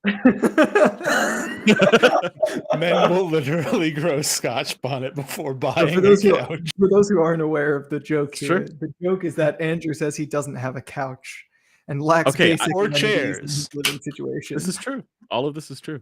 Where do you watch? Do you just watch shows in bed if you're watching a show at night or something? No, or- it's He has a it's couch. He's just I have a being yeah. weird. Yeah. Okay. So it originally started with I don't have chairs, which is definitely true. I do You're have a sitting on a chair. Okay, Got I him. don't have like fucking living room chairs. We're talking about where to put a subwoofer. I'm not going to put a subwoofer underneath my Aeron here. That would be stupid. You can It's mount not. it to it. Yeah, maybe put it on the back. butt or something shaker. like that. Yeah. Right. Yeah, no, I remember when I so I did try the not the bomb, but it was another sauce from that same company. It's called something Insanity. And I didn't know what it was. I didn't know the difference between extract and just like normal pepper Right. based or vinegar based sauce or whatever. I think it's oil. And I was in New Orleans for my cousin's wedding, and they have like chips, and you can just like try a chip with a sauce because it's like a hot sauce store. And I tried it, and within 30 seconds, I was like in a very crowded area of the New Orleans French Quarter in this random spice shop. All of my family I was with had left the shop, so I was alone in a very crowded environment, on the verge of hallucinating. Like it was Yeah. so hot, I was Yeah. like not does scared, that. but I was just in such an unfamiliar mental environment that I wasn't But see, raring to do it again. That's what people they're chasing, right? That's what they love. I'm sure Yeah. watching me would have been very Yeah, funny. I'm not chasing that level. Yeah. No, I mean, Yeah. like, I like spicy stuff for the flavor. That's why I don't like all the extract-based sauces. It's just like, why Yeah. take Yeah. the actually good part away? Yeah, that's fair. Good peppers on a nice fat burger can just Yeah, and just fried egg to on bring it. it back to headphones, extract-based sauces are basically like 11 kilohertz on Hi-Fi Man headphones. No, that's 9 kilohertz, really 9 kilohertz. underselling it. They're more like Grados. Oh, Like, okay, yeah. some people don't really notice the high treble stuff. Everyone notices extract. Yeah. There you go. Good That's point. true. That's a point. good point. Cameron Anyway, endorses the Pucker Butt Pepper Company Chipotle Express. I'll have to try that at some point. I would endorse the Shouts out to Pucker Butt. Shouts out to I would Smoking Egg endorse Dustin Poirier's, because it's not as it's still spicy, but it's not as spicy. It's not the stuff that like takes your head off, but it actually has flavor, which is the key. On the flavorful hot sauces, I would suggest the Ragnarok Hot Sauce Company's Odin's Wrath, Mm, which is also based on the Carolina Reaper. excellent, Okay. excellent. Joe, do you have one? I don't. Man, do a he lot didn't of come to the sauces. I do headphone show with a prepared Yeah, hot no, sauce I like recommendation. spice. We like, finally found something that he's not if I'm prepared on. craving something spicy, it's usually Thai food. Oh yeah, And because Thai chili. those man, they get you. They do. Otherwise, I legitimately just put hot peppers on burgers if I want something with heat. Blessed. If you do Purist. some Italian food, like arrabbiata sauce, but like some of the quality ones can get pretty hot. And that's like probably what I go for. So simple. Gotcha. I'm So gonna put forth a very simple, not super hot option. El Yucateco, a fairly well known yeah, hot sauce brand, I think. yeah. Pretty much all of their entry level sauces are great. They have a green, they have a red, they have a brown, which is their, I think, second spiciest. All of them taste so good. They are vinegar based, so they are a little bit more on the acidic side, kind of tangy side. But some of them have a nice smokiness. Some of them have a nice kind of tartness to them. Yeah, highly recommend. Can be found everywhere. Really Do they have an inexpensive. extreme like spicy version? The brown one I'm talking about is Is they call it the Mayan, like Mayan extreme with 3 X's hot All right. sauce. I think it's the full name. I'll try that. I'll try. It's good. It's really good. That's the and one this that is has a little bit of actually- smoke to it Yucatec. too. Okay, yeah. We were just praising Smokin' Ed, but actually I have an issue to raise with Smokin' Ed. I acquired both the Reaper Squeezins and the extra hot signed Reaper Squeezins, and the extra hot signed Reaper Squeezins weren't actually hotter; they just tasted worse. Okay. All right. Okay. Let's should we move on from we'll get back to the spice here. Yeah. The spicy hour. There you go. Yeah. Imagine we actually saved that for spicy hour. That would have been on brand. Anyway, so this one's going to be for everyone, but I do want to get Joe's answer first, and then we'll kind of go around. Rank these qualities in order of importance for you as a consumer: build quality, looks, comfort, sound quality, and price. Comfort, sound, build quality, price, looks. Okay. I'm going to write that down real quick. So comfort, Sorry, this is for like sound, what we build. each individually prefer. Yeah, we're each doing this. So not like what we think that the community No, this is for us. for us. Okay. Just you. You're saying me as a consumer, right? Yeah. That's correct. Yeah, I just want to know your opinion because I feel like it's nice context to have for a reviewer to see. Like, obviously, I'm pretty sure you disclose stuff like that all the time, but for our audience who might not be aware of that and might not even be aware of how we prioritize those things. So it's a bit of We a have an challenging- absolutely schizo take in chat. Looks equal price over build over comfort over sound quality. I was gonna say that just to troll you. but here's the thing. This is more like what we think we index for. What we actually index for is difficult to tell because we have, we're sort of primed by whatever we think is the most important, right? But it's a bit like it's one thing to ask people what flavor coffee do you prefer, and it's another thing to get them to rank different flavors of coffee in a blind tasting, right? Because everyone's like, oh, I like bold, strong flavors, but then they don't actually when you in practice. That's still all one specific quality, though. What do you mean? True. Like flavors, or you're talking about specifically flavor profiles. Yeah, but they're primed by this because they're primed to think that they like bold, strong flavors when in fact they don't, just because they like the coffee is the kind of thing where it is a wake you up kind of thing, and they like that feeling of like, so there's a confounding issue there that it is affecting people's sort of judgment of what they think they like. And with headphones, like we're probably all gonna be we'll probably all say the same or similar things, like comfort number 1, sound quality number 2, build quality number 3. Yeah, maybe build quality number well, what is yours? Price and then looks, something like that. It would become like what I think genuinely For you, what you would rank your your criteria priorities as an individual. looks, price, build. Okay, no, actually.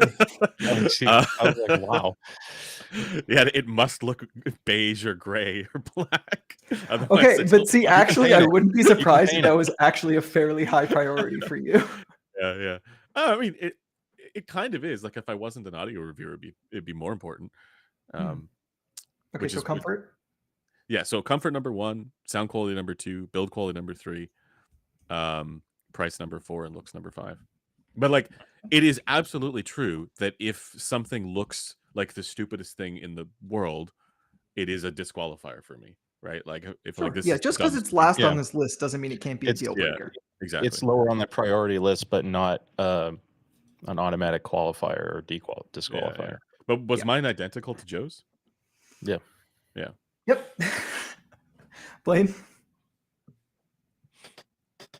I mean, comfort is number one. That much is obvious. I think the real question for me is what build quality means. Like, is build quality just strength, or is it also the propensity to creak or scrape when I move it or whatever? You know, like, is what it? I can't I stand would that say shit. That's the so second is annoying. included. Yeah. Yeah. You're wearing Yeah, a and so headphone, it's that like matters creaking quite a part of bit. it. Yeah, no, it matters a lot to me. So- That's why I was telling Andrew he might be surprised by my answer. So for me, then it would be comfort, sound quality equals build quality, price, Yeah. and then looks. But that's the same Got ranking, it. basically. Yeah, But I would agree. because can- you could can- still say if something's rattling and creaking, even if it's Sound. third on your list, it's still a disqualifier. Yep. For sure. You know, it's just the question there would be whether build would be below price or not. Gotcha. Because if build was only, oh, Mm. this is made of premium materials, this is, you know, this is Well, made fancily, I wouldn't don't give know a about shit. that. I hate it when there's something that's made of premium materials, but like you have to treat it like it's, you know. Unobtainium. Oh yeah, and no, it's believe me. I'm fine I with mean, like- plastic, right? You can have good build. Yeah. That's It's light. plastic. Yeah. And it's The time has durable. come. Yeah. No. Oh, yeah. Don't. could be Wire on the- something. Oh no. What have we done? Lol. Please I don't. think- Please don't. I Please think don't. Please Griffin don't. Please. picks- Oh my god. I think Griffin picks these questions just in case Blaine goes that direction. Because he pauses on build quality and then stares at Blaine and what do you think about build quality, Blaine? Well, no, It's I have a different answer than all of you guys. Okay. What's yours? So comfort is obvious. Yeah. Okay. Yeah. Like I feel like we're all just stating a just hearing Blaine Putting it back together. Hello. Is that your third pair? No, So- it's just one that deals with this shit. The funny thing is that like there was I can't remember when this was, but we were talking, we were in some video call, we were talking about something, and you were demonstrating why the headband on the HD800S is good, and then the cup came off. Yep. Thanks. It's like, look at how good this is. What? Someone says the rattle of beer cans. I actually wish that I was that cool. No, that's the No, rattle of it's- fucking it's- Diet Fanta Yeah, cans. Blaine Yeah. doesn't drink. Mhm. He Anyway. is he's a pure boy. So My you're ranking at build would quality be- first or comfort No, first. comfort. Yeah. But build quality would be second, Okay. and price would be third, and sound quality would be fourth, and then looks. I don't Alright. know that I believe you. Not with respect to sound quality. I actually think looks is higher for you. Oh, as far as what I'm buying to own, Not just So looks, I- but like the like concept of a thing, right? Like for example, like design. well, okay, for example, Or- you love the Porta Pro wireless for what it allowed you to do. That Mhm. like the sound would be less relevant to the fact that you can So I guess do this. features would Yeah, be maybe. it would Maybe. be a Yeah, separate yeah. classification. Yeah. Yeah. So that's the thing, and this is I tried to delineate this, but it is for us as consumers, not as reviewers. Exactly. Like I actually think I rate sound quality and looks higher than price when it comes to my evaluation for a review. Yes. But I think as a Yeah, consumer, different. I Yep. don't weight those things as high because Mhm. I'm EQing basically anything I buy Yeah, anyway. Exactly. Yeah. So it's got to be inexpensive enough for me to buy better more than it has to sound good. which is why However, I price have is above sound quality. I have another interjection or counterpoint to that. Please. With sound quality, yes, we're EQing everything, but how granular do you want to be for yourself? Do you want to have to be for yourself? I go ham. I With EQ? because yes. Well, yeah, 'cause I go as granular as I need to go. so the reason why I'm saying this is there is a goodness about this product right here that What is that? this is The the Aria Aria unveiled. There's a goodness Awesome about headphone. this Also known as the Uh, RU. yeah, that even though, like, I think about it for myself, even though I EQ every headphone, like for me as a consumer, every headphone is going to get EQ'd, similar to what you said, Griffin. And I do like to go ham. The fact that I don't need to do shit to this headphone Mhm. above whatever frequency we're talking about, like 6 kilohertz, is rare, and it makes my life so much easier that that's a region of frequency response that is not a mystery to me, that I can just say this is how this headphone is. It's going to be more consistent than everything else. It is like this on my head as it is on the rigs, and it is exceptional Yeah. above that range, right? Doesn't matter the fact that I'm also adding a bass shelf and filling in 2 kilohertz a little bit and reducing 5K, whatever. I'm doing all this other stuff to it, but the fact that the hardest things to get right, it gets right, is remarkable. And that, to me is like I suppose it's like what's the convenience of not having to go as granular is a valuable thing. Yeah, I will say when it comes to like my individual choices as a consumer, it depends what I'm looking for that headphone to do as well. Like if it's, say I'm buying a closed back headphone, like they're so seating variable that I wouldn't trust EQ to be the band-aid that it would be for a lot of open back headphones. Yeah. So the stock Well, and sound quality matters a lot more to me, which is with that, why would the you Azure put is what I stand. right, but in that respect, how would you rate, or where would you bundle acoustic impedance and consistency on heads for yourself? Like, if it's for yourself, you can, because you're EQing this anyways. That's not as much of an issue. You get the product and you're Well, doing it's that. it's still kind of an issue because I place a headphone differently on my head every Right. time. Exactly. Yeah. So, yeah, would we put that in sound or would we put that in build? Because it's I would kind of a probably design thing. I would It put it, affects sound, so to me, I'd I'd put it in probably put it in sound. sound. Yeah. Yeah. Okay. Fair. Yeah, but like so if it's a closed back, then I don't want to be getting granular with EQ, so sound quality is going to come up a lot. But for Yeah. an open back headphone or an audiophile headphone, sound quality is actually pretty low on my list for individual concerns.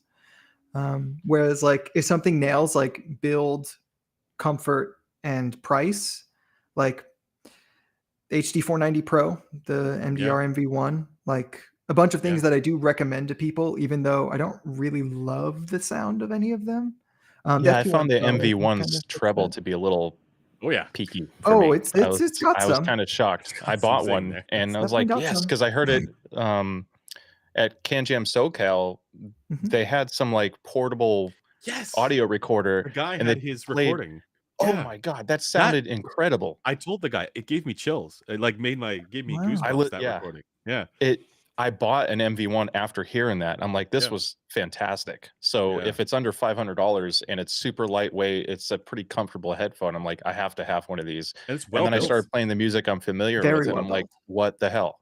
It needs more EQ for me. It's not terrible, but Yeah, what's Um, interesting is that some space the trouble. area where you see the massive spike on the graph, just like 6 kilohertz. not there on my head and this at is the all. funny Like thing. that whole 6 to 8 kilohertz region is just not a problem. It also I have a has 13K the peak same though. So the same form factor or mechanical design. I don't know if I'd call this a scrungle because it's not really a criticism, but like, the similar mechanical design to the Austrian Audio Composer, which is that it's very sensitive to angle, right? So a subtle change in angle Mhm. is going to yield a pretty substantial change in the FR, For and because MV1? of the way Composer, and I feel the MV1 has a similar kind of Oh. sensitivity. I didn't specifically test that on the MV1, but it made sense to do on the Composer because it had that like a bunch of different functions for it. Holes and fixtures. Yeah, And, yeah, exactly. But anyways, I noticed it was enough where even when I was sort of just wearing it, I could kind of like wear it slightly different, and I would get a different response for that. And the other thing I was going to say is that it's interesting about the 6 kilohertz thing, Griffin, that you don't hear on the MV1, and Joe and I seem to hear it. Do you think that this is like an HRTF thing, or do you think this is an HBTF thing? Or I think I've said it on HBTF. the stream before, Go ahead. but this is an area where if you look at like headphones, we only have a few data points, but if you look at if you look at the HUTubes data or HUTubs data of the HD800S and 650 on human heads, that 6 to 8 kilohertz region is very often Yeah, punctuated with a very like steep dip that for a lot none of of the people. rigs show. Yeah. Interesting. So I think that Well, dip Blaine might has be it. filled in a little bit by Yeah. whatever peak the MV1 shows on the graphs. But I think Sony might have used on-head measurements to tune the thing. Yeah, Um, I don't know. I know that Andy, the guy there, he was talking a bit about how they had, you know, they had something to do with how they were comparing speakers and the headphones and their hmm. process for how they did it. I didn't quite fully understand, but yeah. Shout outs to that to Andy from Sony at shows. That guy Yeah. is a delight to talk to, and Yep. at the next audio show, I'm gonna say hi to him again. It's a great guy. Absolutely. If you ever go to, answer your I want to solicit that recording from him and Yeah. get the, like, if he has it in a FLAC file or something, so I could get it. Yeah. It just was a great recording. They recorded it, for anyone who aren't aware, a Sony field or portable recorder, right? Like a little handheld dual. But I believe it was one of the 32-bit float ones or something like that. Yeah, Yeah, I mean, it's it not a was huge great. difference. So check it out if you ever Yeah, go to but the to show. answer your question, I do think it's an HPTF thing. Okay. Because it is about like the measured response of the headphone on the head it's Always placed take on. PTF.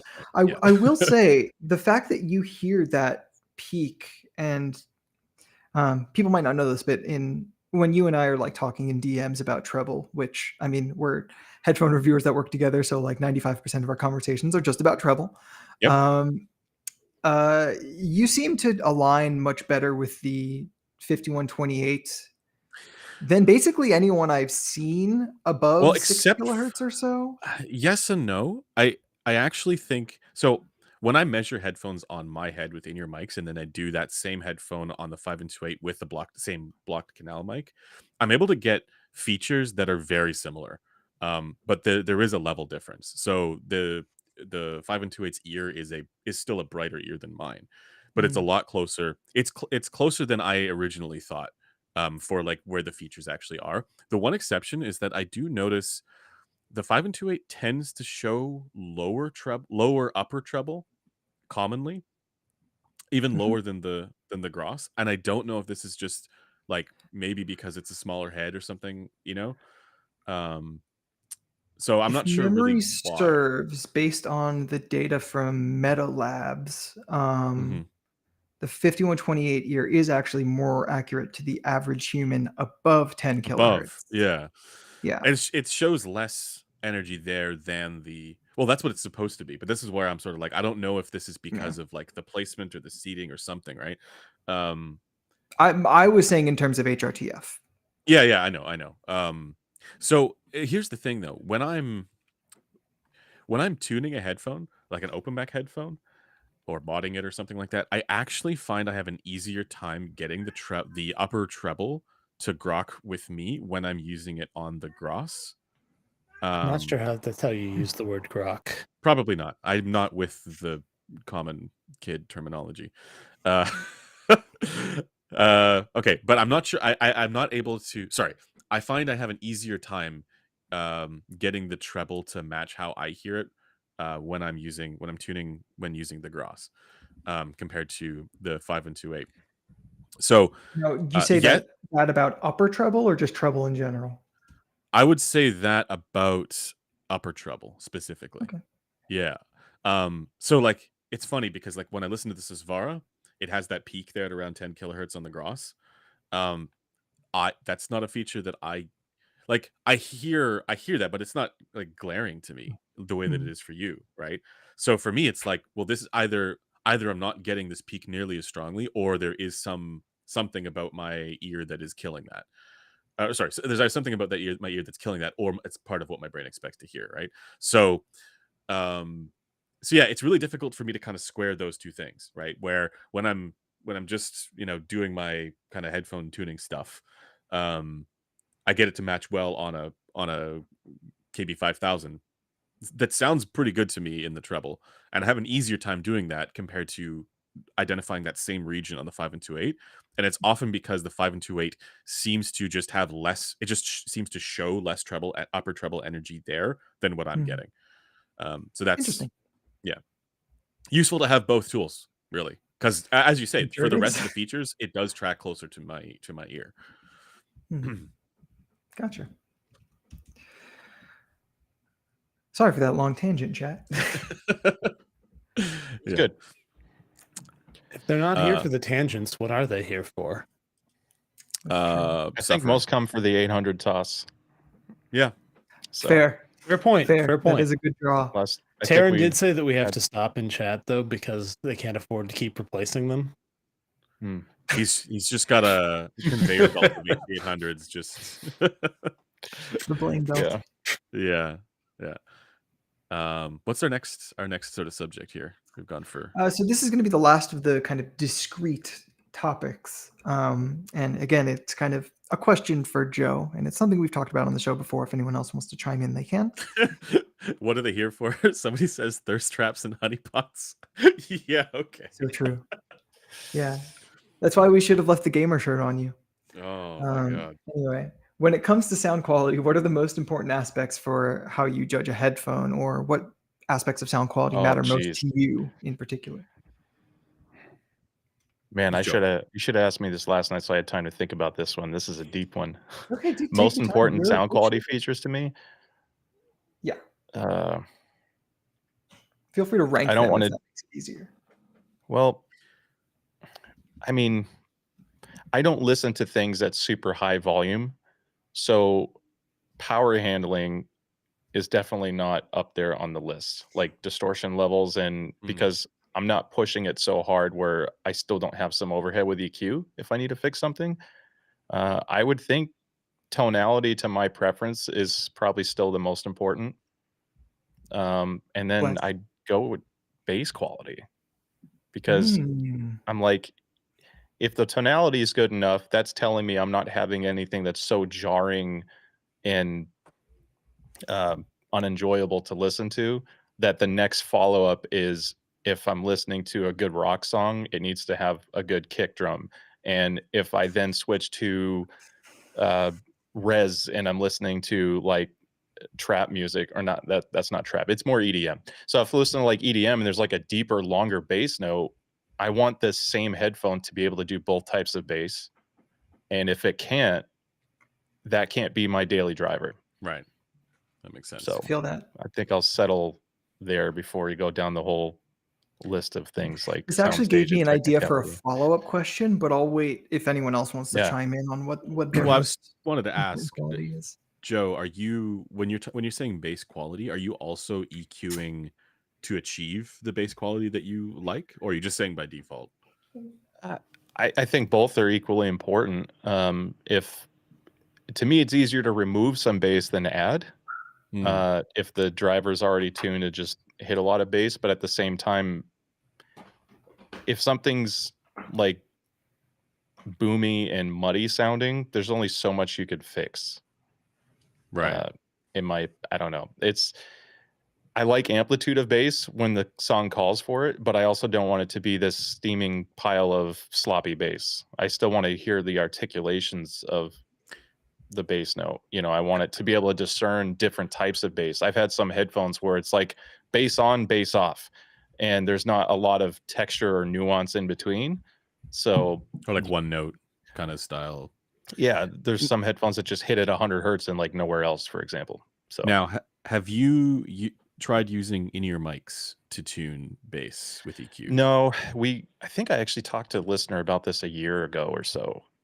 It's something I want to eventually do, but at the same time, I'm not basing my experience or enjoyment solely off of measurements. I get like ballparks from measurements, but at the end of the day, I'm just making changes to what sounds good to me at the end of the day and what I enjoy, Right. regardless of what the numbers show. God The reason bless. I'm asking this is we always talk about in-ear mics and stuff like that, but like Yep. the most useful part of in-ear mics is for bass. And that's really where, well, okay, the easiest thing to make sense of by using in-ear mics is the bass. And one of the things that it often reveals is the leakage effects for closed back headphones, for example, and the maybe Mhm. acoustic impedance. Uh, uh, well, the effect of that and how that causes the FR for you to be different from what you might see on the graph.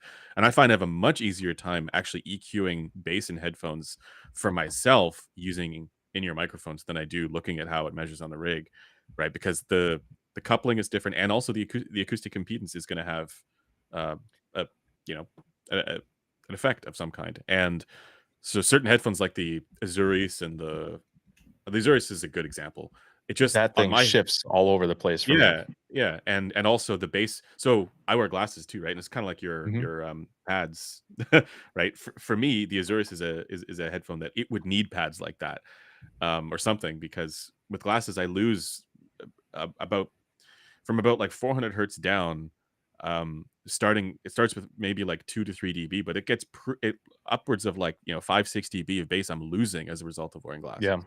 So I it can be use really Gunnar helpful. glasses for the blue light blocking Oh yeah. if I'm because I stare at a computer screen a lot for my job all day, and that can produce eye strain. So that's why I always test for glasses comfort, even though I don't wear them through All right. prescription means. Some people do put those on. So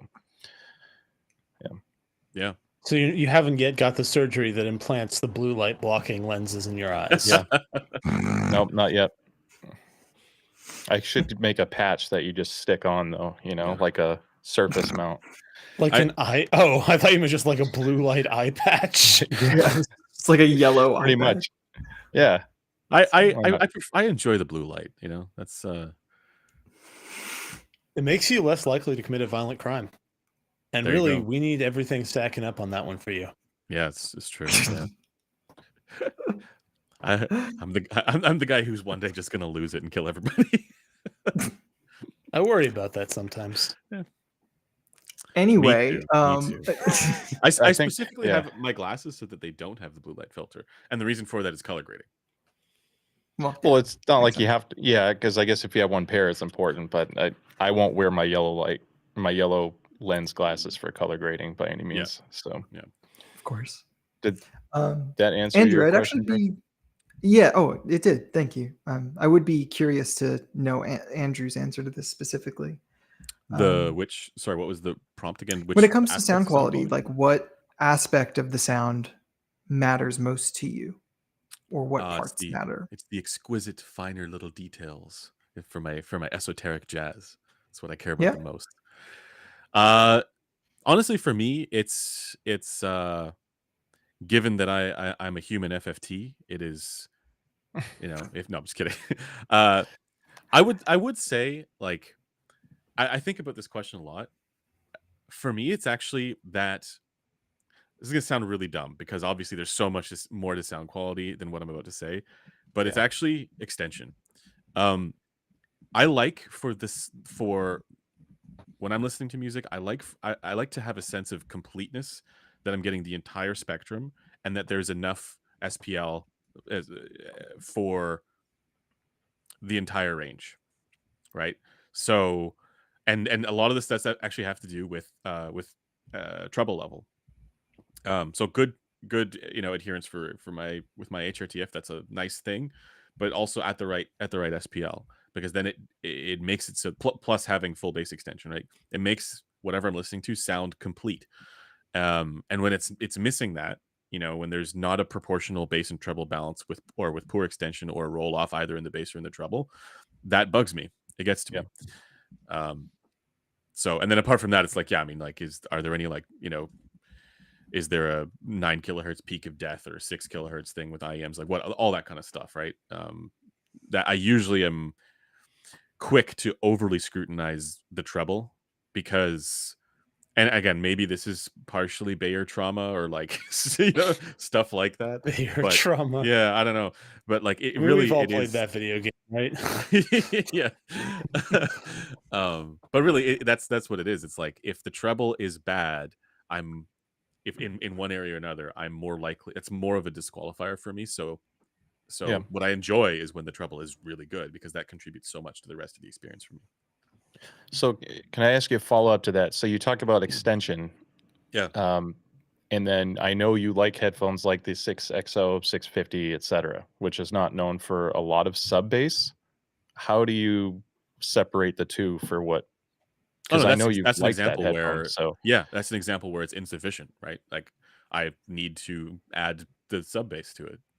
I need to boost it up. And when I'm listening to music, like not all music is going to span the full spectrum. right, And for music that if you doesn't, listen to an acoustic, it's fine, right? But Mhm. if yeah, there's certain tracks where it's like certain vocal stuff, like it's not gonna matter as much. But if as soon as I listen to something that does, and then there's a roll off, I notice it, and it feels like this is not the music. Like Yeah. there's a missing component, right? Like regardless of whatever else is going on, and obviously whatever else is going on is so critical as well. But that's like kind of the first, like, am I able to enjoy this filter that my brain goes through? And if there's a lack of completeness, um that it bugs me. Yeah, I mean, if you ever compare it to speakers, if you're listening to a lot of music on bookshelves that have Mhm. roll off below 80 hertz, That's why I want and a then you subwoofer, switch man. to a tower at the same volume, same driver, so the tonality is the same, but that bigger cabinet's now extending down to 35, 40 hertz, massive difference. Oh, I know or with speakers are subwoofers. different, but Yeah.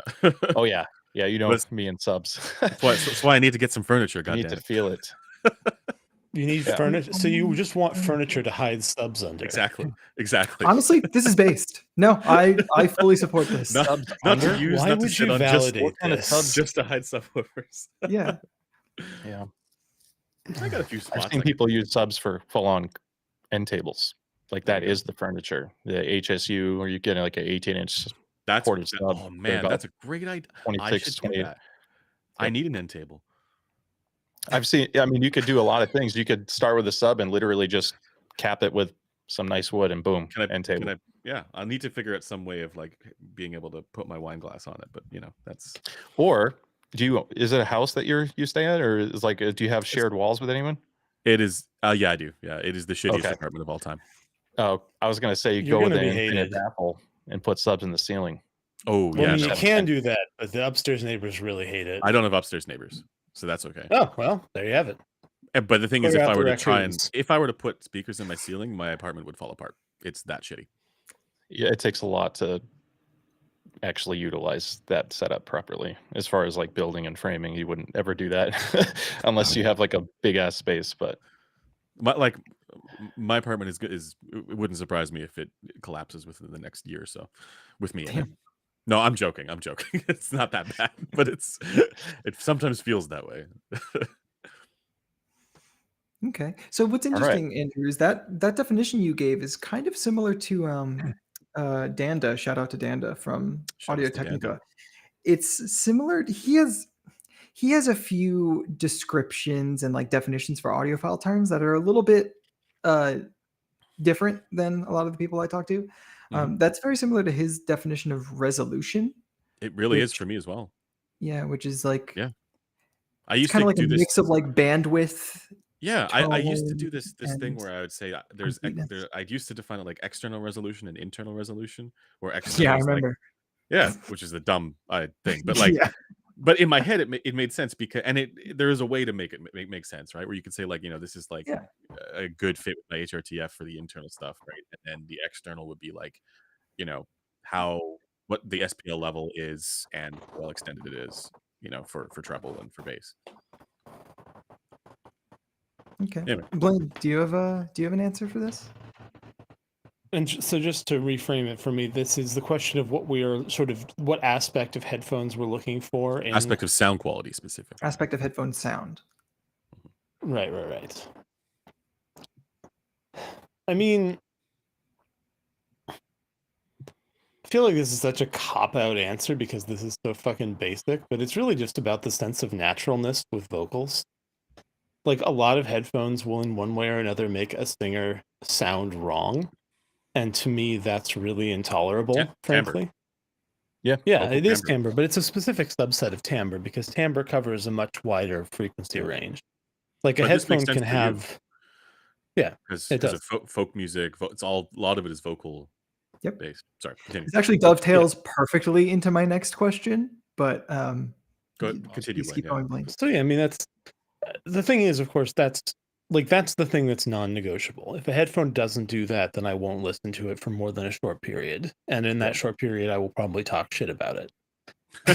There's a lot of headphones that are not overall that great. Like the KSC-75, even almost the Porta Pro clears this bar for me. If it wasn't so blunted in the treble, the Porta Pro would still probably get a pass from me on this. If you use a thicker pad on the Porta Pro, I think it would solve a lot of your issues with it. It may. Yeah. But you get my point. Like, this isn't like a headphone is guaranteed to be good if it does this. It's more like I just won't tolerate any headphone that makes the vocalists not sound well like they should sound, like my brain expects them to sound. Yep. Very reasonable. So my That's follow-up why I hate question a to large this, number of closed headphones. again, very reasonable. But my follow-up to this was, outside of the headphone qualities themselves, what is the part of the music that you key into as your like primary reference for the thing you care about? So for Blaine, it's timbre, and the main thing he keys into is vocals. I'd be interested to know what the answer is for Joe and Andrew. I think both of you might have touched on things like briefly, but I'm not sure if they're like your number one thing. I have a double down for that, actually. Oh. I borderline don't listen to music without vocals. Like, if a song comes on and it's instrumental, the odds that I skip are very high. Interesting. So I listen to a lot of instrumental, and for me, too. Yeah. it's the percussive stuff, drum. Like if I'm hearing cymbals if there's something wrong with the cymbal tone, I can't stand it. Oh, okay. Interesting. I mean, which is weird, right? Like it's No, not bugs weird me. at all. I mean, you said your thing is kind of treble. No, I know. I'm and- saying what's weird about that is like you could put there's so many different types of cymbals and percussive yeah, in the instruments same kit in this- too. Like yeah, one of yeah, them, exactly. one of them can be So- ruinous, and all the rest can be fine. Yeah. Anyway, sorry, Joe, what's yours? I mean, to Blaine's point, I listen to everything, like genre wise. I think there's only a couple that I might avoid. Like, no offense to Awesome Danny, but K-pop's not my thing. Shout outs to Awesome Danny. That's offense to Awesome Dan. His tweets are hilarious. Like, you Yeah, I could love- pretty I love much it. talk Dude is a about memer. steak, and he's going to Dude. ask you if the K-pop's. So, Yeah.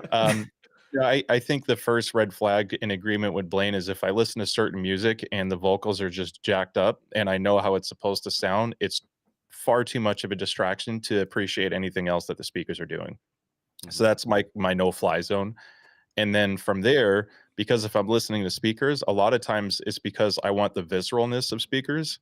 I love feeling like you're there and the music's part of the room. And that's where some of the bass quality comes from. I don't need like plus 20 decibels of bass to make it sound fun. But if the song is supposed to be having a pounding sensation or a hit, I want it to do that. And if When it's it comes anemic, to the bass, is it like, is it more so the bass instruments themselves, like if it's an electric bass guitar or a upright bass or a bass If I'm synth, or is listening it more like to- drums that have bass presence? I think it's both. all of the above, because I think if I'm listening to Muse, that's a very different type of bass than listening to Hans Zimmer, and they will both suck without good bass, in my opinion. So Totally. Hans Zimmer is like, Yeah. if you've ever listened to his stuff on like critical listening, especially with speakers, it is a scary thing to listen to at higher volumes, because you will either go like, you'll go deaf from like out of nowhere. This huge scene happens and it's Dynamic really range. loud because this dynamic range is obscene. And then there's Pedal- another pedal part where drop. he goes down to like 20, 30 hertz at a high SPL out of the blue, and you have no gauge for what's to come. So you really have to be familiar with the song. That's like a litmus test of a good speaker.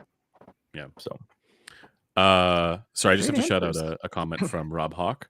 Percussing is swearing while banging on a drum. Short, sweet, perfect. percussing. Thanks, I Rob. like that. It's a slow burn for me. Yeah. Yeah, For like- me, I I feel love like Hans Zimmer. it is the drums. Really, Okay. it's the kick and the snare drum. I think cymbals are like very easy to bother me, but I feel like when it comes to just where my mind goes when I listen to music, Yeah. like percussive the shit. kick and the snare are the heartbeat of the music itself and what kind of dictate the momentum of the arrangement as a whole. And I feel like they're both so wide bandwidth, but different enough in both their frequency content as well as like how they decay. Like a kick drum it has a lot more decay in the low end, whereas the snare drum, because of the snares and how they're tensioned, can have like if there's too much treble, you'll get too much of the sizzle kind of staying. Yeah, I don't know. I just feel like they're two very distinct parts of the mix that are usually quite loud in the mix as well.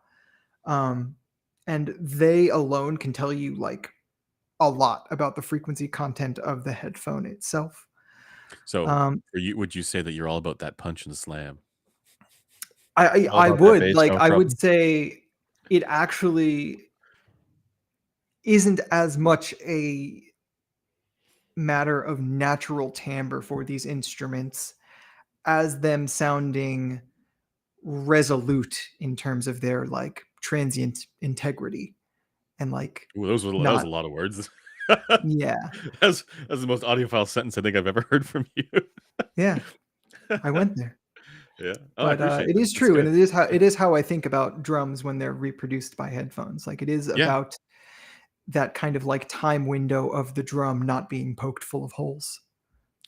Andrew Giovanni says, thank you. Says, hello guys, thanks for the content. I recently got into EQ thanks to the Element 4, and I have been converted.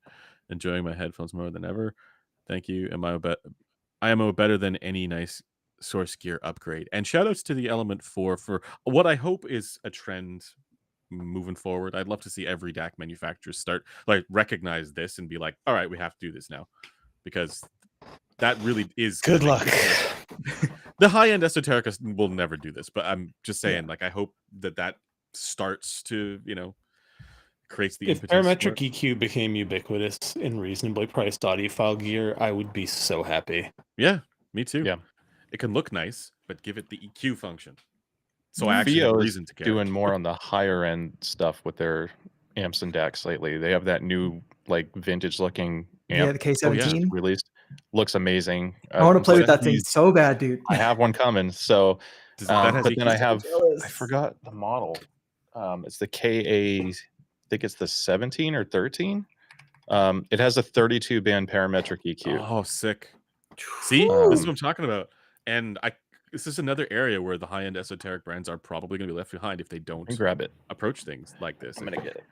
I mean, you would like so, to say, right? can FIO please adopt a naming scheme that makes any goddamn sense? By the way, speaking of FIO, they the story on the Breaky FT1 thing is that they did completely change the process, and that part no longer is part of the design. Yeah, they moved to a steel pin and a C-ring, right? So it is worth noting if you have a FT1 or FT1 Pro that has that, I don't know what you would call that. Is it the torque screw? Yeah, you have a screw. It's a torque screw on the bottom. Yeah, on the bottom of the yoke. You may want to preemptively reach out to them so that they can send you the replacement parts. So agreed. Wait, so and what they is should it because they fucked up the design. Yep. Is that K19? This is the K19. Oh, that's the 19. Yeah. Oh my God. And it has a 32 band parametric EQ that you can control through the computer software, and it has, I think it's 10 preset profiles, and you can save 10 custom profiles to it and use the knob to rotate. So if you change headphones, you can just have custom one for the first one, and etc. That way, regardless of what your source is, you can EQ it. So that's pretty cool. A little bit more expensive than the Element, but it's starting to trickle out, I think. Sorry, and what's the model number for that again? K19. Yeah, the K19. Okay. Again, to the whole point of confusing naming conventions, Yeah. KA17 is a very different product. Yeah. So, yeah. But I feel like FIO has been a huge proponent of pushing this forward. They also just put out the BTR 17, which is kind of like their Qdelix 5K but they were doing this kind of stuff even before. It's just it wasn't as good as the Qdelix 5K. So now, yes. And so I feel like where they need to kind of step up because it would actually raise Yeah. the value of literally all of the products we're mentioning so far, is if Mhm. they worked on their software a little bit more. Hundred I percent. feel like the reason why Style the is huge. Element 4 is such a easy recommendation is that software looks painless as hell. And I haven't used it, so I could be wrong. Cameron could correct me in chat, but it looks nice, and I would be perfectly happy using that. Whereas the Theo stuff has been a little hit and miss for me software wise. So Cameron makes a good hopefully that's point something they work that on. the high-end esoteric stuff not having EQ doesn't matter as much since you are more likely to be running something like Rune. Like if you're a big spendy boy, or it can just bake a Rune subscription into the price. The thing So I'd is, like to once again note that we are not sponsored by Rune, and Rune should really fix that, or at yeah, least give us Rune, yeah, given how often we shout out Rune. Like, it's surely we true. have justified enough sales that So you can give us licenses. the only thing that I'm going to push back on here, Cameron, is that I think there is a real benefit to people when the EQ software is part of the physical device, because a Mhm. Yeah, lot of because then people, it's source agnostic. Yep. yeah, well, and also like use condition agnostic, like you can put it wherever you're actually wanting to listen, and you don't need to be at a computer or which I guess Yeah. you could theoretically Rune, you could have the endpoints figured out, but like, Well, I, gaming, right? yeah, I mean, there's people that have just obscene amounts of money that they spend on different hobbies, and they have high-end audio. Well, some of those people still play games, and God forbid you're a console player and you're looking for high-end, the Let's options be are clear, so this limited. channel endorses the PC Master Race. Yeah, We I are use all opposed to three consoles. because I always want to test how everything performs. But stuff like that FIO K19 has a UAC1 toggle. So you can save your parametric EQs and throw it on your PS5 with USB DAC and benefit from that. So to Andrew's point, having gear that holds custom EQ, I mean, now you can, if you use a turntable, for headphones for some reason, but stuff like that too. People do. This is like I don't know how Jamie true this actually, is. Well, Jamie raises a good point there, okay, yeah. though. What is it? People may be more yeah. inclined to use a feature like EQ if it's included, since it's That's intended to be used. so that's There's a exactly what I lot was of gonna say. people. So Yeah. here's let me know what your guys' thoughts are on this. But like, I kind of get the feeling that like the resistance to EQ is, oh, it's changing the thing that I spent a lot of money on that was supposed to be good. Why? Like I shouldn't have to do this, or I shouldn't mess this up, because some people think that that's happening. But if you buy a device where EQ is an integral feature of that device, you're more inclined, or you're more like predisposed to like making use of it, because you're actually maximizing the use of the thing that you spent the money on. And how does that affect your shopping for the headphone, though, or the IEM as well? Now that you've made that investment, do you start looking at other products through a different lens, and Yeah, now things you're that might going be down this whole rabbit hole? things that might be more ergonomic, things that might, Yeah, like for a lot style. of people, yeah, like the 6XX and 600 are a good example of this too, where it's like for a lot of people, they would be put off by the bass roll off, and that's totally fair. But as soon as they have one of these devices, suddenly that's not a problem. And As long as you don't go too high yeah, a well, volume. yeah, Some people, yeah, If but really you're you know push what I mean. it. encountering significant audible bass distortion with a decent headphone, You stop. underestimate how Yeah. degenerate people are. No, I don't. I'm saying they need to stop.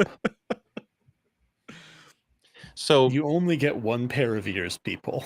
this ties into something I wanted to bring up earlier, because I know we're, I think, finishing up some of our checklist subjects.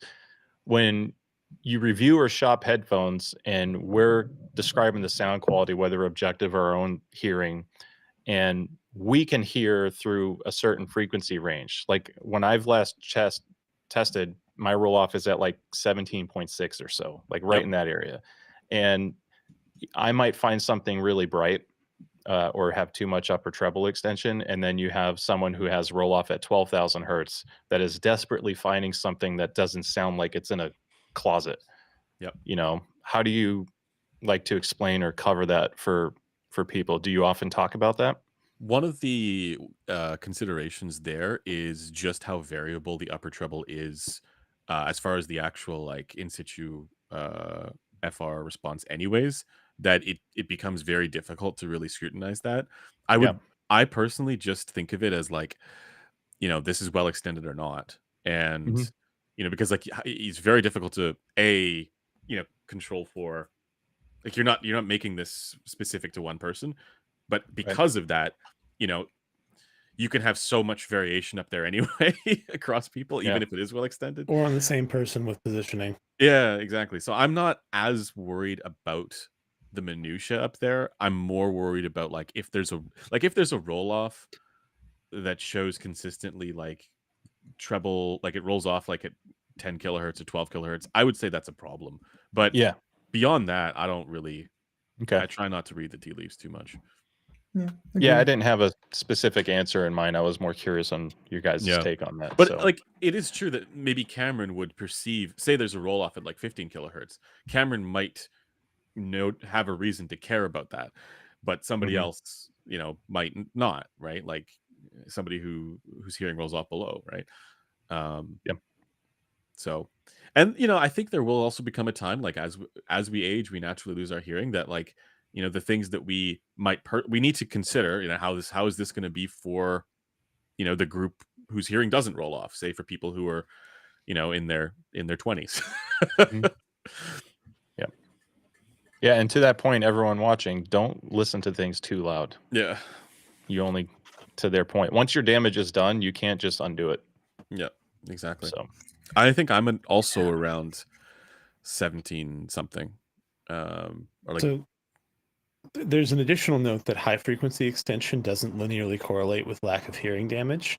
mhm, Like you can very easily get meaningful hearing damage in the upper mid range where our ears provide acoustic yeah. gain without mhm, having substantial loss at high frequencies. And the Mhm. really pernicious thing is that exposures that will not have the telltale signs that you would immediately associate with loud noise exposure, like tinnitus / ringing ears, pain in the ears, etc., can still vary. Like, and we have data on this now. Even like 80 dB, a fairly meaningful percentage of people will have not impairing hearing damage in 40 years, but enough that they have meaningfully and measurably lost the ability to hear certain frequencies as loudly. Like the mhm. timbre of their world will change meaningfully. This is Yep. actually one of the areas where the AirPods Max's headphone accommodations is actually well implemented, because it does affect exactly those bands. Like it affects the treble, but it also affects Yeah, the that 2 the ear to gain. 5K. Yeah. Yeah. Yep. I think that's the future of audio, is leveraging tech and microprocessors to suit the HPTF to you. Not dangerously so, but like if you're observing a loss that you know of, or when it does these assessments and you do these little tests at moderate volumes and you tell it what you're hearing or what sounds better, customizing it's, giving you the better experience. Mhm. So there's not a Yeah. lot of universal solutions where you can just buy a good quality headphone and amp DAC and then take advantage of something like what Apple does with their own products to get more out of your own solution. That would be an amazing piece of kit for people on computers listening to music, for example. I mean, really, ideally, that's going to have to come from the amp and DAC side, because the headphone manufacturers can't control it unless they have control of the digital audio stream. Mhm. Mhm. So we're going to need to see more people doing stuff like Smith. We're going to need Yeah. to see more Oh, people yeah. doing stuff like Smith Realizer for folks who are. yeah. So tying one last thing into the gaming side, though, Yeah, go for some it. companies are starting to do some of that with gaming audio, and Corsair Starting to has do something what? called Sound ID, Oh. which I think some people are familiar with. And if you use Corsair IQ and you have a Sound ID compatible Corsair gaming headset, it goes through a series of listening tests, and you're doing a bunch of ABs. And I did a frequency response measurement of the headphone prior to running this test, and it measured pretty bad. And then I did the test, and it was a night and day difference, and it was much closer to an ideal target for me. Hmm. This And is what. that worked really well. And then the JBL 910 headset Mhm. comes with an in-ear microphone. I was Whoa. going to With mention the that gaming one. headset, it plugs into it, and then you do a series of tests, and it will Cool. calibrate the sound from its in-ear measurement on a I want to gaming try headset. that. That's really cool. Sick. Yeah. I was going to say this is kind JBL of like what Final Audio does with Yeah. their whole head scanning thing. It's just that they need to add the canal transfer function correctly. I feel like that's what's missing there. But Harman has this habit of adding really cool technologies to their product and then failing to inform the audience that would be really excited about them. Yeah. Yep. Like the original It's such a cool thing. N700NC used that thing that True Note. yeah, was it Olbach came up with that? I don't know. Ulrich, something like that. Anyway, the Austrian, I think, is his origin guy who did the paper on headphone measurements for them, but it was basically using a front volume mic to estimate the behavior in the ear pad. And again, they didn't do any meaningful promotion of that to any of the people who would have actually been super hyped about it, and so it was kind of a flop. I mean, that headphone itself is like just absolutely unpleasant ergonomics. Yeah, the But N700NC is not perfect. well, the cups are too small, right? And Yeah. it's but also with some of the best features of any ANC headphone on the planet, including their own stuff, like the other Harman stuff. Like I Yep. don't understand why it that was- hasn't translated. It was so good it got discontinued. It's one of those. No, but like that's I really just speaking want to the Blaine's Harman point. group to have like a better product manager for headphones overall. Yeah. Yeah. Yeah. All right. On that disappointment, should we move to the next? Yeah. I mean, the next part is news and impressions. So, Was there Joe, any if you- news of stuff? not that's been really that announced? we haven't already products? discussed either on the last stream or in chat. Yeah, the only thing for me is the FIO. I got to the bottom of the snappy stuff. Figured that out. They were kind enough to. They sent me a video on like, yeah, we're replacing it on this. Nice. That's what we're doing. They're super awesome about that. So That's good to hear, actually. when I they mess wouldn't up, expect that from like a But- fairly large brand like them. yeah, when they messed up, they did right by the community and are the kits that they're sending out. Although we should say until the last person has their problem addressed, we probably shouldn't say they have done right by the community. Right? That's true. That's true. For the people who have reached out thus far, they've been good. I'm And I very suppose- hopeful that as people keep, and there's going to be a lot of people reaching out, that stays the same. Yeah, well, the other side of it too is like you hope that if it fails sooner rather than later, because then you can deal with it. Yeah. I was still hoping for my Intel i9 to burn out because I feel like I'm kind of going to be SOL by the time this kicks the bucket. But Yeah, my i9 is kind of in the middle zone of fucked. And Wait, like which one is it, Blaine? 13900. that's what I'm using. I clamped down the power when I first got it because those things are a furnace if you leave them uncorked. So I think that's what's made mine still work okay. So I'm on the 14900, and I have not had any problems whatsoever with it. I just Enviable. I'm waiting for it to happen. I'm like, is this what motherboard? Because that makes a big difference. Yeah, it's one from ASUS, the Z something Strix Z790. Yeah. The big question there is what the peak power allowed on the motherboard was. Yeah. Mine was doing idea. the thing where it crashed, and unfortunately that means that mine probably has at least some internal damage. Oh yeah. I never got the crash. I'm just associating it to bugs with software now at this point because I had like every now and then a DaVinci hang or a game crash is like, how do you troubleshoot that if it's out of the blue? So Yep. Anytime anything goes wrong, I'm just like. But they did update the firmware on a lot of boards, right? Like that was supposed to help with. Yeah, so they had I think 3 BIOS updates, and the first 2 after they said it was supposed to address the problem, then they said it didn't fully address the issue, and then this one should. So who knows how effective it was? It was a microcode for voltage regulation. I updated mine, but that was like in the summer when they. So maybe there's summer to October check. was like the full rollout for all the board manufacturers. So new products. I'm thinking stuff that's come out. I mean, you guys gonna get 5,000 series GPUs? That's not. Well, I did hear that the 5070 is as good as a 4090.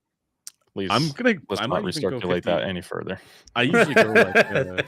Oh wait, what? Oh right, yeah. Marketing. Yeah. No, Joe, have you not been listening to anything new recently? You know, I I have. There's a couple products that are still under embargo. That's why I'm like, damn it, because I really want to talk about it. I do have. Let me grab it. It's right here. I can't reach it. Chat, See, you'll if that sign was an an NDA, HG800, right? you could just throw that shit off. He can't hear you. See, I should have gotten a wireless headset on. Okay. The ADX ATH or the ATH ADX 3000. Is that Um, not embargoed? No, This is no. not. No. Okay. No, That's This that's out. one came That's out, okay. I think, 2-3 months ago. Mhm. I've had it for a bit, and this has kind of been like a guilty pleasure for FPS gaming because it's a little bit more excited sounding. Okay. Mhm. It's not normally a frequency response I'm super crazy about because the 4K emphasis is like crazy strong. Yeah. Like, yeah, off the charts. But in gaming, it's less apparent. My only real issue is we're talking about ergonomics. Do you see how these can Yeah. pivot, right? Yeah, they actually Well, have pivot and tilt now. yeah, but when you have a larger head, do you see how they Oh still no. angle? Yeah. They can't go It's back annoying. I far hate enough. So This for might. me, it's Yeah. barely acceptable. Like I can wear it. Mhm. But Okay. if your head's a half-inch wider than mine, you're gonna have a lot more top pressure. I hate that. Aside from that, I'm like, damn, they were really onto something because I think the sound quality is fantastic from a capability. Like when I play games or listen to music, it sounds really clear. It's punchy. I like a lot of things about it, and I'm okay with some of the spikiness of that 4K area depending on what I'm listening to. EQ fixes that though, Of so course. and then it's course. actually quite nice. I have those on the way. So I was hopeful that they would be ergonomically good because I love the design and the build for those headphones. They're I so love it. like Yeah. minimalist and lightweight, and they even like the headband. Like I know it's like for some people it might not be comfortable because there's not really much material, but like the Mhm. Griffin's gonna put a capper strap. I know, but like if you uh for those ones, just not having something there is nice. Yeah, it's kind of like a guilty pleasure headphone for me. Like when Yeah. you look at measurements and some of the things about them, like I shouldn't like it as much as I do. But when I play games on them, like this is Yeah. just fantastic. So embargo products in the next, I think it's beginning of February. It's February, yeah. Oh, you know what We're I'm the same. talking about? Oh, we'll chat later. All right, we'll just get chat to sign an NDA, right, chat? Yeah. See, we could be talking about totally different things that are coming out in We February. probably are because I was told I have one of the first ones, but that was a month ago, so who knows now. Oh, okay. Yeah. Mhm. I did get the Sundara unveiled, which has been quite nice. I actually think I like the Aria unveiled more. Or not the Yeah, Sundara, I was like, what? the Safara. Yeah, let me Yeah. get more Yeah, confident. I The like Safara the unveiled. I Aria like the unveiled more. Safara, but yeah. Yeah. When I heard the Aria unveiled at Can Jam, I was like, holy crap, this is friggin' fantastic. Too much 5K, but basically apart from that, it is a banger of a headphone It and one really of their is. best releases ever. Yeah. Yeah. I feel like they've been doing some good things lately. I liked the Aria Organic too for the most part. You know, Yeah. it's for the money, especially now with the price drop, it's been pretty solid. I just found it too bright. That's it. I just Yeah. think it was so funny that like you were worried about breaking embargo, and then for a second there, I thought you broke like I a was like, very what? big embargo. And I was like, no, I haven't heard And of I grabbed it. Sundara. Well, because we unveiled. were joking, you know, in the No. past that it's going to go all the way down their lineup. So like eventually they end up with like HE400 It SE would be unveiled or silly if something. they didn't. They should. Oh, But when I said they might do that, yeah. Sundara, yeah. Oh, Legitimately, they it's might. inevitable. Look Yeah. at what happened with stealth magnets. You know, it's the same Yeah. idea. So All it the way trickled down to down. HE400. And it seems to fix the mid-range dip that you commonly get with a lot of those hi-fi meds, and it's just an improvement in that band. The issue I find with them is often still the lower treble or lower to mid treble area is Yeah. a bit. It's not always better, and sometimes Mhm. it's a bit much. Yeah. But you know, overall, it's from a tuning standpoint, it is a positive trend that they're doing. From a concept standpoint, I'm still like, what the fuck? Yeah. Yeah, I mean, I get it. So I don't know if you've heard these. I've been trying to do like a roundup in comparison to the $1,000 boutique headphone category because Oh, yeah. surprisingly, in the last year, it exploded. You have the DMS Omega, the Sierra from Airbus Oh, yeah. Acoustics, Yeah. the Sierra. Then you have the Hi-Fi for All Dahlia, and the SYJ. SJY. Yeah, SJY. I have the carbon, the closeback that Yeah, they just came out with. I still need to get him to send one to me because well, we've been chatting by email, Yeah. but I liked it when I heard it at Can Jam. So Yeah, I keen to mean, try it. those are all about $1,000, Yep. and they're coming from these boutique shops, and I think that's a pretty hot price point for something kind of unique if you're looking for a special It's a price flavor. point a lot of people are looking to buy at. Yeah. There's another one I want to shout interesting. out from, sorry, 1 second here, from Graco, called the Murph, MIRF, sorry, MIRPH1, which is a really cool design. Kind of like You sure you don't need blue light blocking glasses? yeah, Good no, Lord, this man. is I'm in dark mode. Gonna say. Radioactive screen brightness I setting. was going to say, it looks like you're at headphones.com website. Yeah, no, I'm not, but no, the F, because he's posted his FR now. I don't know what it's taken on, but yeah, but anyways, It's the FR a was, same as Joe and mine, 006X. oh, for Gracos. Mhm. Yeah. Anyway, it looks really cool. I like the design is CNC as well. $1,000 too. Yeah, roughly around 1,000. And then That's there's gonna be such a also, fun market this year. yeah, and there's also the other guys, ETA, ETA headphones. They do the on-ear stuff. I Shame. can't remember the name of the. Yeah, I know. I told Shame him that for too. on ears. I tell you. Oh, those Now look cool. yeah, I can't remember the name. So One. Is that what yeah, it is? yeah, MIRPH1. MIRPH1. Yeah. Yeah. So he's sending me one. I'm looking forward to trying that one out. I heard it like years ago, like 3 years ago when I was at Munich. And Long time. the funny thing, it was like in bits and pieces then. Like he was like, try these. I made them myself. And like, but be careful, it's like things are Interesting kind of, design. yeah. And Wait, so was he's that made at a ton of- LTX? No. I might have Ooh, been there, though. Didn't we run into someone at LTX with 3D printed headphones? we did.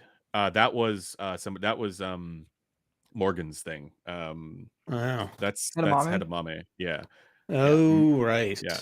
But anyway, so Graco's come a long way since the first one that I saw, the first prototype that he had me try. But the sound from the first prototype was pretty good, where you were like, wow, this actually sounds, you wouldn't expect it to sound as good, from just a homemade headphone. And then yeah, like it's that stuff, that world, I think is it's a growing segment, which is really cool. Yeah, I think it's been some of the more exciting stuff I've tried. I have all but the Murph right now, and they've all been kind of really fun in their own way. And it's kind of funny because they use this. I think 3 use the same driver, but they have a totally different approach on the implementation. And as a result, they sound the Peerless? Yeah. The Timpani? Yep. Man, I have a love-hate relationship with that driver. Same. It's nice because it has a low resonance frequency and it's mostly not too modal. It's a little bit modal in the mids. And it's actually really easy to tune it to like 90% of the way there. It fucking sucks to tune it the last 10%. And its treble rolls off. So I don't know how I feel. The That's why- Sierra uses something to help with that.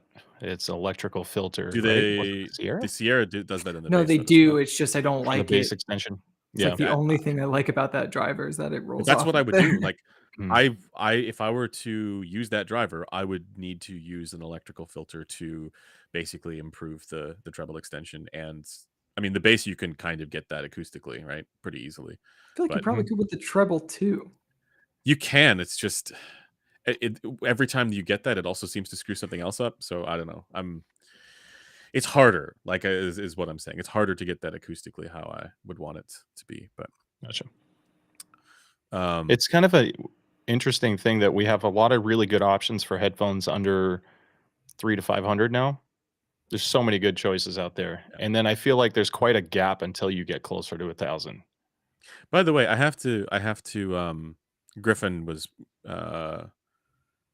throwing barbs at the Sierra. I have to say, if I'm not thinking of, let's say, neutrality, it's a fine headphone. It's a fine sounding headphone. I know you don't like it. 490 Pro or MV1 over it.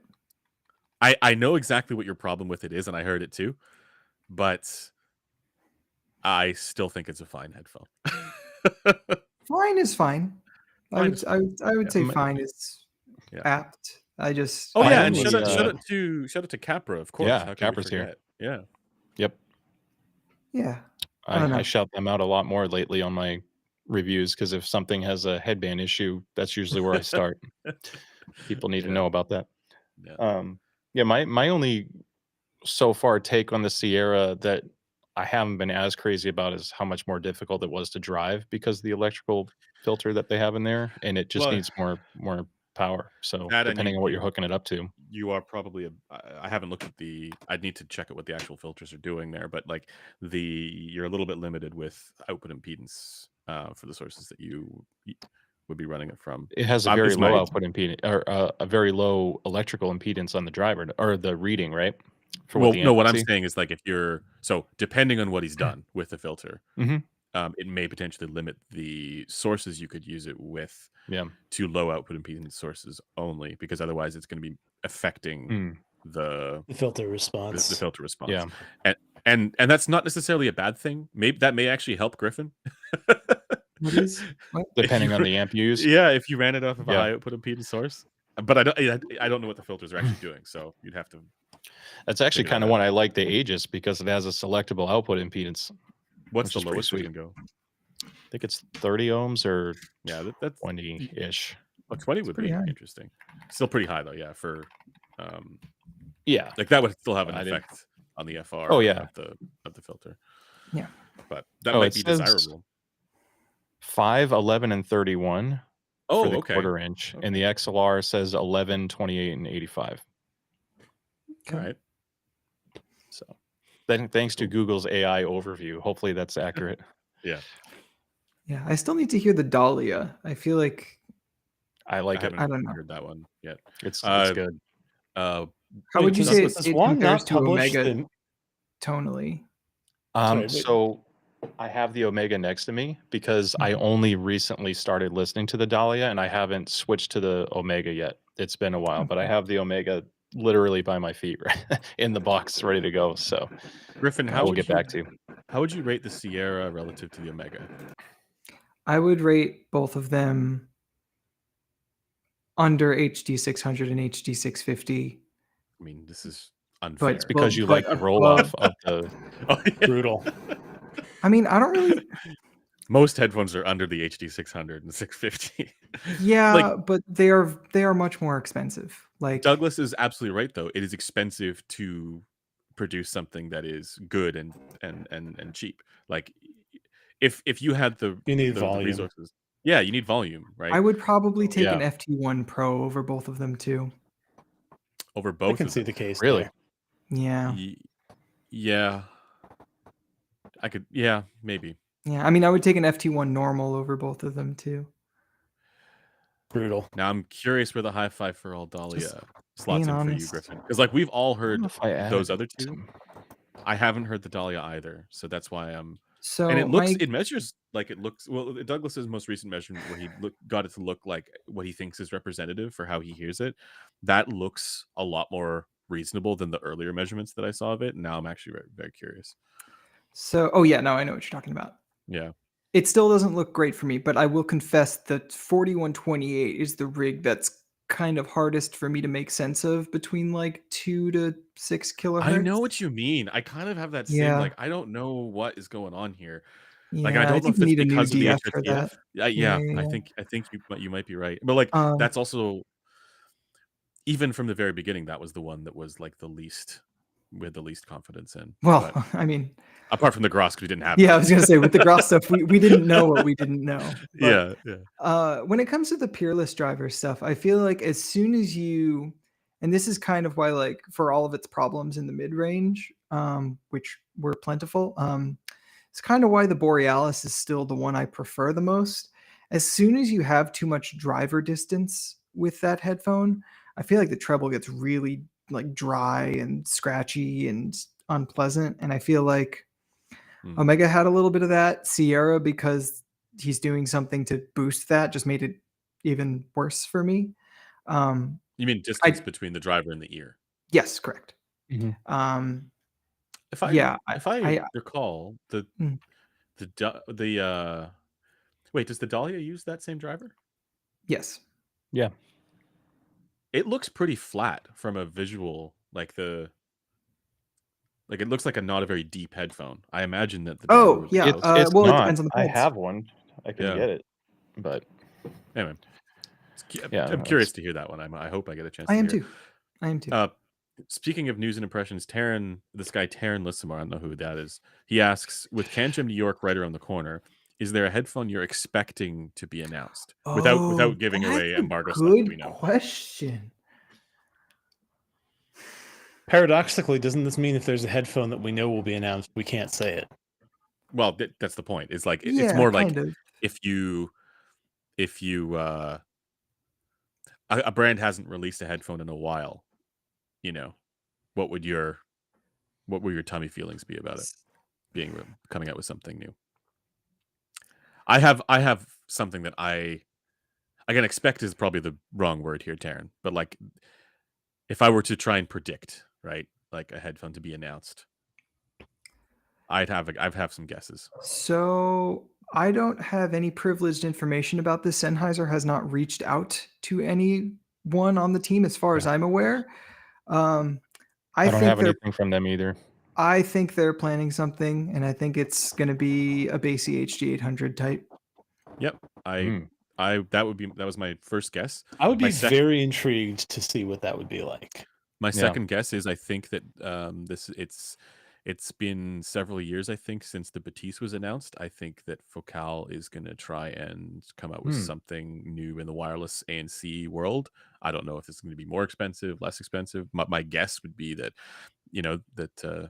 something like that would be around the corner. If you had to guess Meze coming out with something, what do you think they would do? I mean, 105 just came out. Yeah. In the I don't open know. back space. They don't have a lot of closed backs, That's what I was right? going to say. Closed back is maybe. I mean, because you have the 99 and then it goes straight to the Lyric. Yeah. That's So the only something to fill that. speculation I could have. That's a big gap. Yeah. I have to say, or maybe a new version of a 99 and they phase out the 99. Maybe they have something else that's I don't affordable, think but they'll ever phase out the 99. it's so popular in the Yeah. it's crazy. Yeah. Meze 169. Nice. Juanita, hello, is asking, would you be bringing any measurement rigs to CanJam New York? Dallas was pretty fun. Dallas was pretty fun. It was nice to Yeah, it meet was you. fun. I hope to There is see a you in plan. New York. There is a plan to There is a bring- plan. Yeah. There's a plan, and that's all I'm going to say, because Are it's you going to be just fun gonna- to announce what the plan actually is once it's ironed out. There are more than concepts. There's an actual plan. Yes. Yeah. I feel like they're going to unbox Resolve and give him some graph paper and then put the headphone on his head and have him draw the line. I still think that we should do that as like a game for our reviewers. It would be hilarious. That would be Yeah. fun. Yeah. No, it's actually way Yes, harder that than you twig. imagine, right? Because, just drawing what you think the FR is of a headphone is very challenging to do. I've tried it. I've been wrong. Yeah. Embarrassingly large amount of times. Well, and part of this is because when you're listening to something, the thing that stands out to you as bad is the feature that you're like, yeah, I know exactly where that is. That's like whatever this frequency is. But that doesn't tell you what the rest of it is. Right. And you're just hyper focused on, I hate this about it. Yeah. I feel like bass is pretty easy to plot out. It's to an extent, but most the other areas are you're going to Provided you're not getting linkage effects on your head that are, Yeah, man. Anytime I measure a close back and I start doing the seating variations and placements, I'm like, what the hell do I even average here? Yeah, I know what you mean. Like an hour of measuring one close back and it's like every squig's unique. Like crap. Yep. So it goes. Yeah. I'm trying to think if All there's right. anything else. I think we should go obviously into... there will almost certainly be a new Hi-Fi Man, right? Yeah. I'm thinking something a new variant of Sundara or Edition Maybe XS Sundara in that unveiled. range. Sundara unveiled. We had Joe them come told the in future. Yeah. Yeah. And for the record, I've had no communication. I'm clear in the air. It's 100% a guess based off the whole trickle down effect that they always do. But Yeah. They Which are is a like bit one of predictable. the few companies that really does this, like where it's I'm trying to think of other companies right now that do this as well, but I With can't. the trickle down consistently. Yeah, like consistently. Yeah. I mean, you could argue that to an extent, Biodynamic does a lot of trickle up and down because of. Trickle left and right too. I mean, when they have a new driver, they replace a huge That's range true. of their lineup with various iterations of it and chassis modifications. That's actually, I think you've made a comment about this in the past. Like, if you had one headphone that had the exact same acoustic performance Yeah. for X price, but then Yeah. you get an upgraded one that has more exotic materials, detachable mini XLR, etc. That's kind of like what they're doing to an extent. There's With Hi-Fi Man today. differences. Hi-Fi Man has that same vision, but they're still totally different chassis. And the drivers themselves are different, and the materials. Yeah, I was thinking more biodynamic because the whole Tesla 45 driver, their cheaper ones have some have a non-detachable cable and different non-removable headband pad, and then they go with the next step up, and you get some swappable materials, etc. And same idea, but similar technical performance. Yeah. I don't know how well that would do in the market because when people are spending $1,000 plus on a thing, they're expecting better sound quality. If you tell them, no, it sounds the same as the $200 thing, it just feels better. Can we talk about an unspoken unboxing experience that never gets covered in reviews? It's the unboxing smell. Oh, yeah. I try and cover it. I'm all about sniffing. Do you really? Ah, damn, I have to watch more. Focal's got that like fresh leather smell on some of their products. Oh my goodness. It's like getting a new car. For me, it's with IEMs where you take them out of the box and then some of them just reek of that whatever packing material it is. Oh geez. Yeah. For the really cheap Chi-Fi, you get the smell of Shenzhen in there. That kind of smoggy smell. No, I've had that. I've literally opened up a box for like some random Chinese company just sent me an IEM. I was like, I'm not one of the reviewers, right? And they're like, we still want to send it to you. I was like, okay. I opened it up and there's just like a whiff of industrial fumes. Okay, industrial fumes. Like, do you mean like chemically smells? Because I've definitely gotten that. Well, yeah, but that's also potentially from the packing material that they use. Well, this one smelled like solder and smoke. Oh, okay. I've never gotten smoke before. I've gotten the petroleum sort of foam, petroleum products kind of off-gassing. Yeah. Air out your headphone for 24 hours prior to wearing. Yeah. But those those old AudioQuest headphones, they had an aroma. Nighthawk? The Nighthawks? Yeah.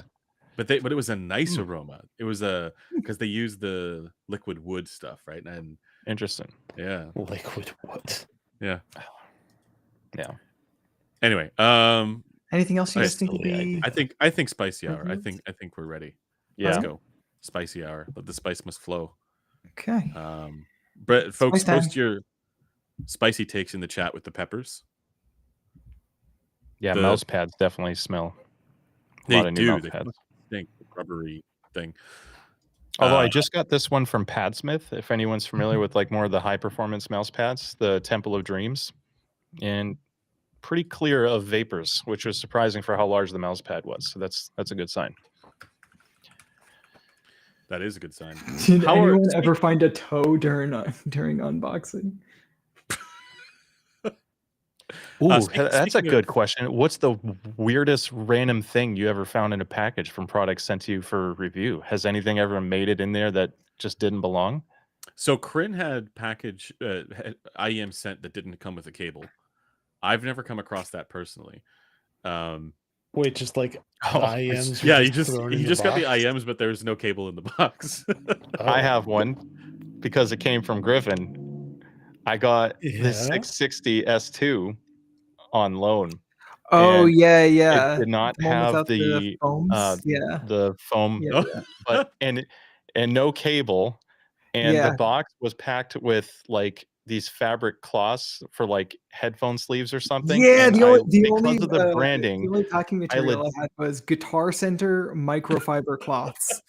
I thought it was like I thought it was But full of they're like good. I mean, you can use like them. They're men's great. boxers. The way it was printed, I'm like, did this dude use old clothes to pack Hell these yeah. headphones? And I open Hell them up yeah, and he they're did. missing No, I things. didn't, I'm like, but- Oh my I god. should have put gloves on for this unboxing. It felt Oh wrong. my god. No, but That was probably my the reason it was wildest absent a unboxing. bunch of that stuff was because we had cannibalized a few of the parts for customer concerns.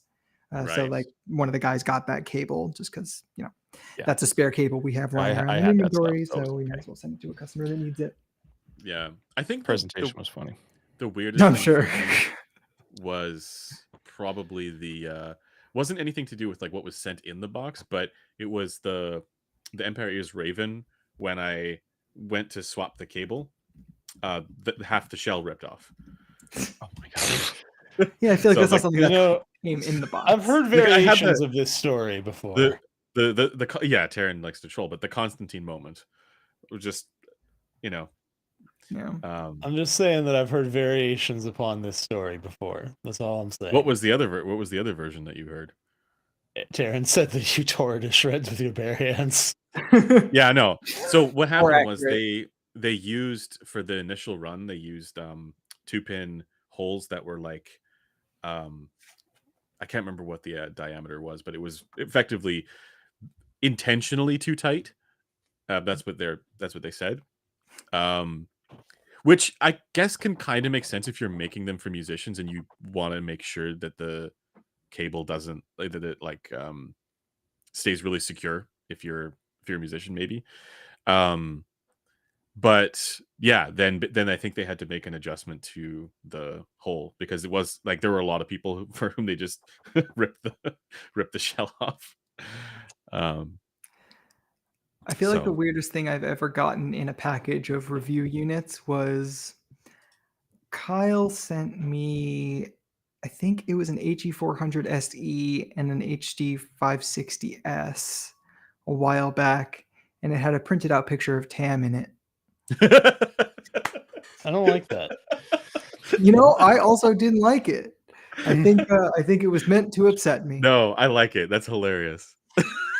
I feel like when I return some of these products back that I have on loan from you guys, I have to throw some trinkets in there. or Yeah, something we random. got to We have to that. start Yeah. that. Oh wait, Yeah. actually, when not? Doug sent me the Azuris, it had.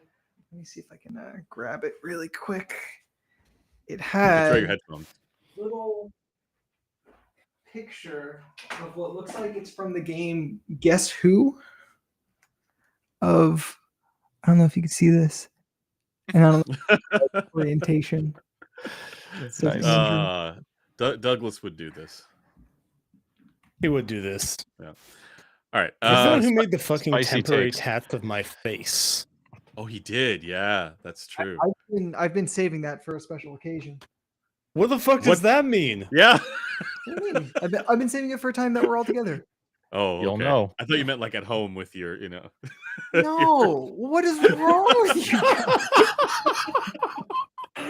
No, I'm just saying, like, once we're actually like all together in a team and hanging out as Griffin friends. lights the candles. we'll do All it right, then. it's time for the Blaine tattoos. Jesus Christ, you guys are the worst. Oh my god. Well, we are going to get Sean Olive tramp stamps at We're Canada, not, New York. because Sean, Sean has with specifically Sean did not expressed consent that to he would this. prefer that we did not do this. Yeah. I think it could be temporary. That doesn't change Sean's level of consent about you putting him on your body. We're going to have one Sean Olive and one Blaine. I also do not I can be consent your to this. angel or your devil. Yeah, exactly. Which one am I? Devil, Devil, clearly. obviously. One Bro. Blaine and one Constantine, right? Constantine would be okay with that. Then I fear Blaine is still the devil. Like, Oh, for sure. For sure. Thanks. I love right, you, Blaine. There's but some you good are spicy takes popping up in controversial. here. All right, let's go. So software surround like SBX and Hasufi is better than any default headphones. Soundstage. And I said, I feel that's a cold take. Yeah. I mean, Soundstage is, An illusion. It's here. It's here. They're illusions, Michael. So we're Something I'll hold this virtualizers. for money. So All right. Analog EQ products make basically no sense now that digital EQ is widely available. Ooh, this is an interesting one. So analog EQ products would be things like the shit Lokius, right? Golden Sound slams shit Lokiest, breaking his silence on this You're gonna issue. make me go deaf with that. It was not ready for Blah. play your headphones at a low volume. Yeah, turn you guys down. Blaine acting like he's mildly hurt. We called him the devil. 5 seconds later. Yeah. I'm not Yeah. the devil. Yeah. No, of course you're not. But if it's a dichotomy with you and Constantine, or you Blaine and is Sean, Yeah, for sure. Blaine is simultaneously the best and worst person in audio. Thanks. correct. Appreciate right. that. Well, am I wrong? Okay, but speaking to the meat You of what move the industry forward in ways that nobody else does, but you also threaten people with knives. I don't threaten that Specifically many his people with friends. knives. Oh, okay. And Santa Fe. And Sam, To the yeah. analog EQ. Yeah, so touching on analog EQ. Sometimes I like don't think knobs. this is spicy. Well, you don't have to. You can do Yeah. digital EQ with knobs.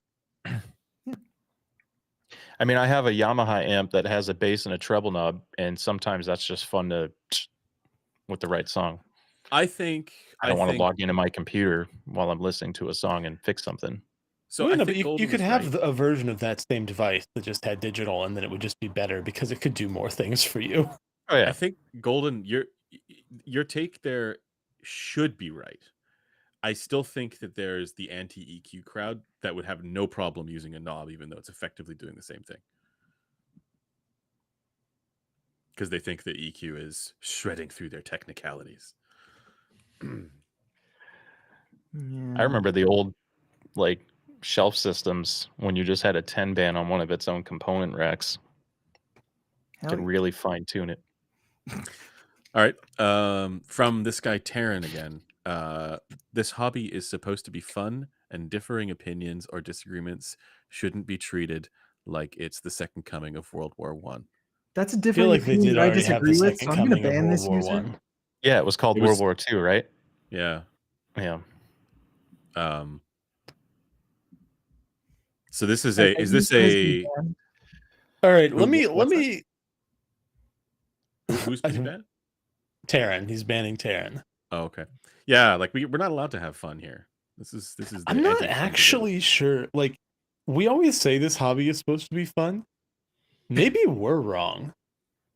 Like, it seems maybe like it's the not supposed to be majority fun. opinion seems to be that it's not supposed to be fun. It's serious business, and those guys over there are evil. So maybe it's we're not. the weird ones. Is it? Is that the majority opinion? I don't think that's a majority opinion. I see it, but like I among jokingly people who talk.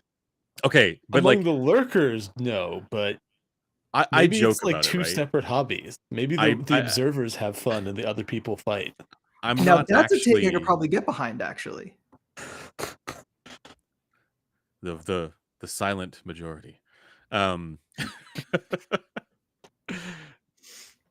I don't know. Like at the end of the day, it's just headphones, man. It's just headphones.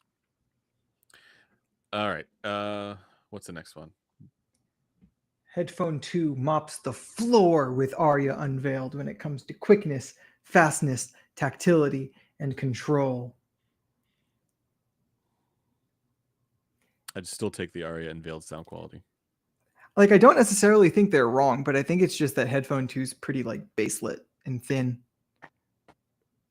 Oh, no, the non-GT. Sorry, non-GT. Like, Yeah.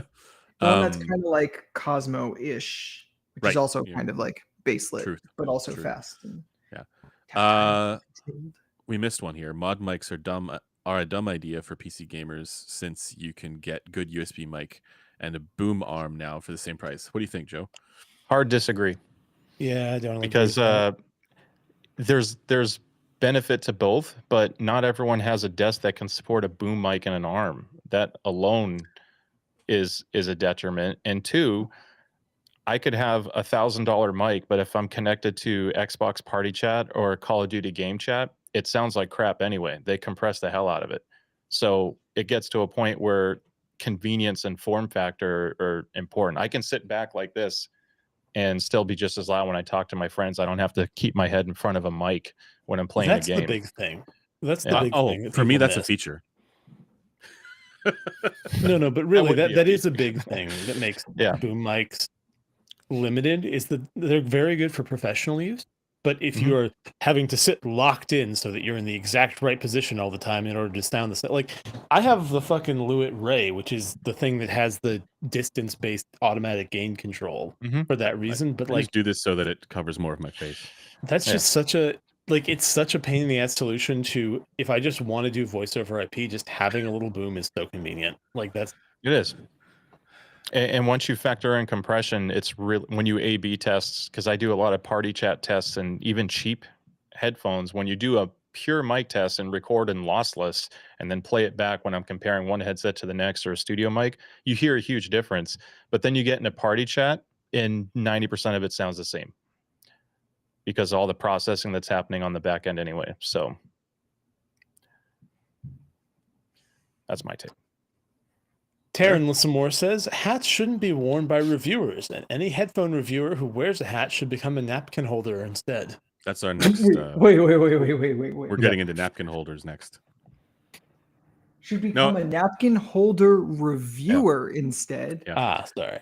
Yes. What the fuck does that mean, Taryn? Oh no, you've missed some context here. The No. The context Let's just for this- leave them unawares. Okay. Please explain. As far as the hat comment is concerned, yeah, I just wear this on streams to like make it so the glare doesn't defend the viewers. Right. Okay. I don't actually listen with a hat. No, that's not the part I'm confused. Napkin holder reviewer? That specific The other alternative so hobby. the other thing I just want to say, I have literally tested the effect of my audiophile hat on leakage effects with close back headphones, and it is completely negligible. There is no effect when I wear that hat whatsoever. There's an effect when I wear this hat with certain designs, like the Aria unveiled here, because it is a little bit. It comes into contact with it, but not for my audiophile hat. Right, it has zero impact, and I bought that hat specifically to use with headphones. Taryn, is that actually the reason? What did Taryn say? There's no drama in r/napkin holders. No, so actually, this is a running joke from the Canadians. We were gonna get into we were joking around that, hey, what, like we're into headphones here, but there's always some sort of bullshit, some sort of, like people Anger. get super, but nobody has this kind of vitriol when it comes to napkin holders. So we should just get into napkin holders instead and start reviewing those. Got it. And then when you create a large enough audience, you're going to bring all that back into it. Yeah. Anytime a group gets big enough, you're always going to have pissed off people. Yeah. Before you said that to me, I had never conceived that a napkin holder was an object that existed. I have always just stacked napkins. So, okay, my napkin holders are one thing. The my favorite kitchen or dining utensil accessory is something that I've only seen in like German cultural households or like European cultural households. For me, what would have been like German heritage, and it's something called a Messerbänkchen.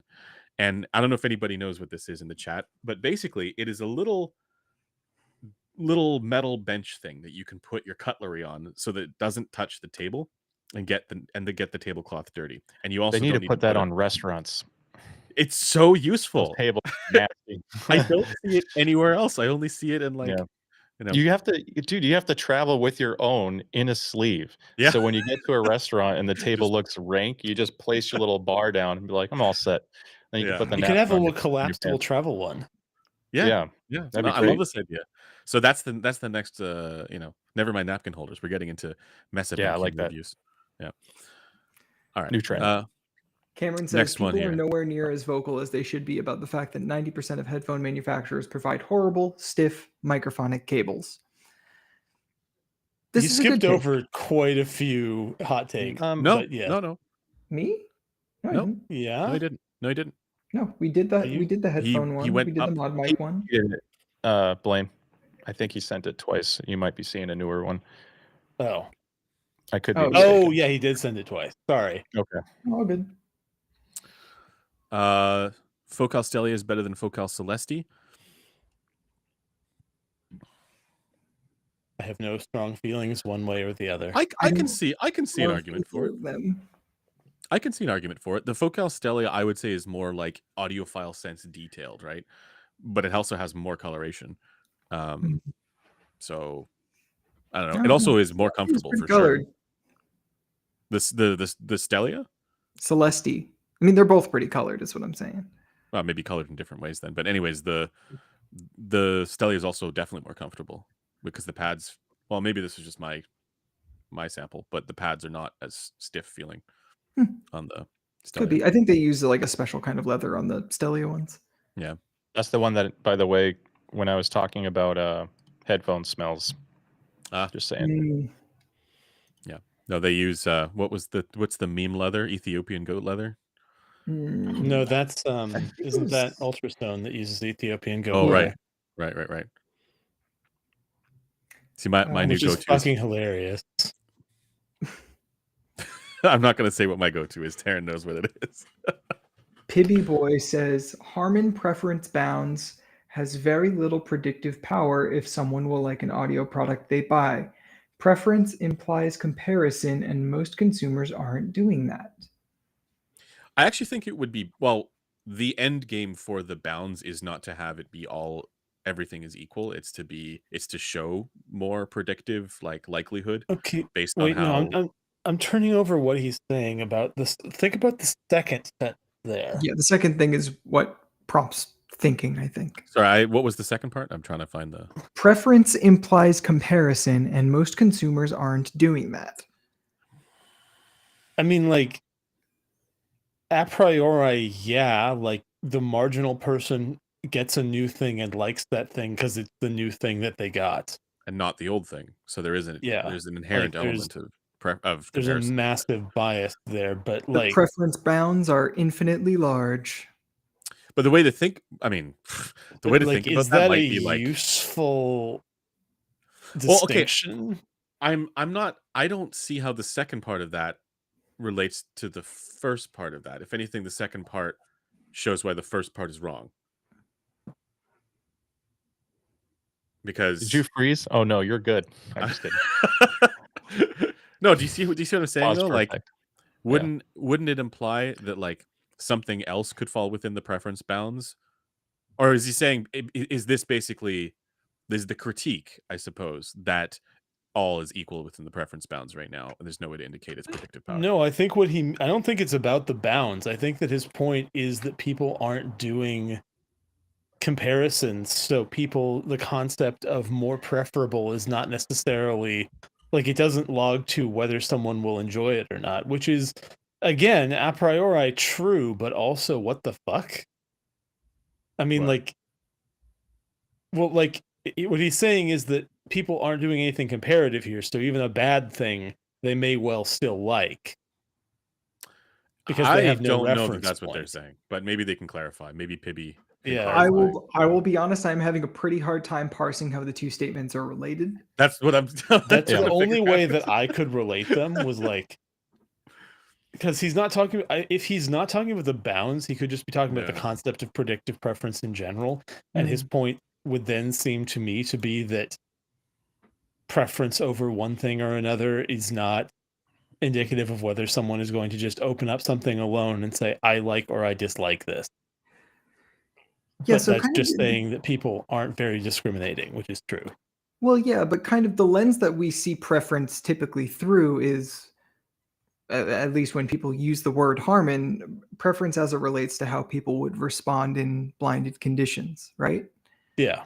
So ideally, what we're aiming for is something that would better predict how someone would respond in that condition, which most people would say is a more accurate reflection on their true preference of the sound versus just buying a headphone, opening it, putting it on your head, listening to it, and liking it for any host of factors. Yeah, I guess I don't really get what this, like, this seems like an almost solipsistic complaint. Maybe they can clarify. I find it a confusing thing. I'm not sure if I can read this, Taryn. Should I read this? Okay. Sound quality has no correlation with return rates, and reviewers over-index on a single quality rather than the complete experience. This is a So when basic. they, Where- This is That why ties we us use right back to the review beginning of the comfort better. stream oh, so like because there we are were talking specific. about Okay. prioritizing different characteristics, and And Wait. all of us chose comfort number one. yeah, and And I bet comfort that's a is major factor in so returns. damn subjective. You can have a rough preference bound for comfort, soft, squishy, big pads, right? But clamp force, skin It's feel, It's even a lot literally the harder. surface material of the pad is make or break for a lot of people. I see people talking about how things are itchy or too sweaty. And Too to be leaky. clear, they should. Yeah. Also, Well, can you guys see a Terran comment? I can't. I didn't see the thing about return it's rates. in Discord, Oh, but it's with peppers, so that's why I read it. Yeah. Cool. Oh, he put it there not to be read. why do that? You know we're Why gonna would read you it. say something true not in I chat? think it's a valid For take the to last address. time, Burgundy will read anything that's on the Yeah. teleprompter. Question on it. If it has peppers, it's go. Yeah, exactly. That's the rule. That's not the rule. Please don't. This is actually a good take. Spicy take. There are no real over-ear ANC Bluetooth headphones. They're all on ear. Now, obviously, there are a few exceptions, but the Dolly spirit of is this is over very ear. much one I Yeah. agree with. Yeah, the Dolly is actually genuinely over ear. Yes, it's the one I'm Huge thinking of when I'm pads. thinking of Yeah. the exception, but none Yeah. of the other ones are. Actually, the Moondrop Edge, I would say, is comfortably over ear. Oh, really? This is why I Yeah. want to try it. I got. Yeah, You need to send it to me. Hold on, let me grab it. Where did I put it? Just clotheslines himself with. Not me to move right behind the computer. Just expecting I was that to happen. shocked. That's like, wow, that's a long cable. Yeah. I have it. Yeah. Oh, we've lost one blend. Look at those ear-shaped pads. Nah, my ears are still bigger. It's too narrow. Oh, you know what? It might be too Does it look for narrow you, because yeah. it's so tall? That's a good point.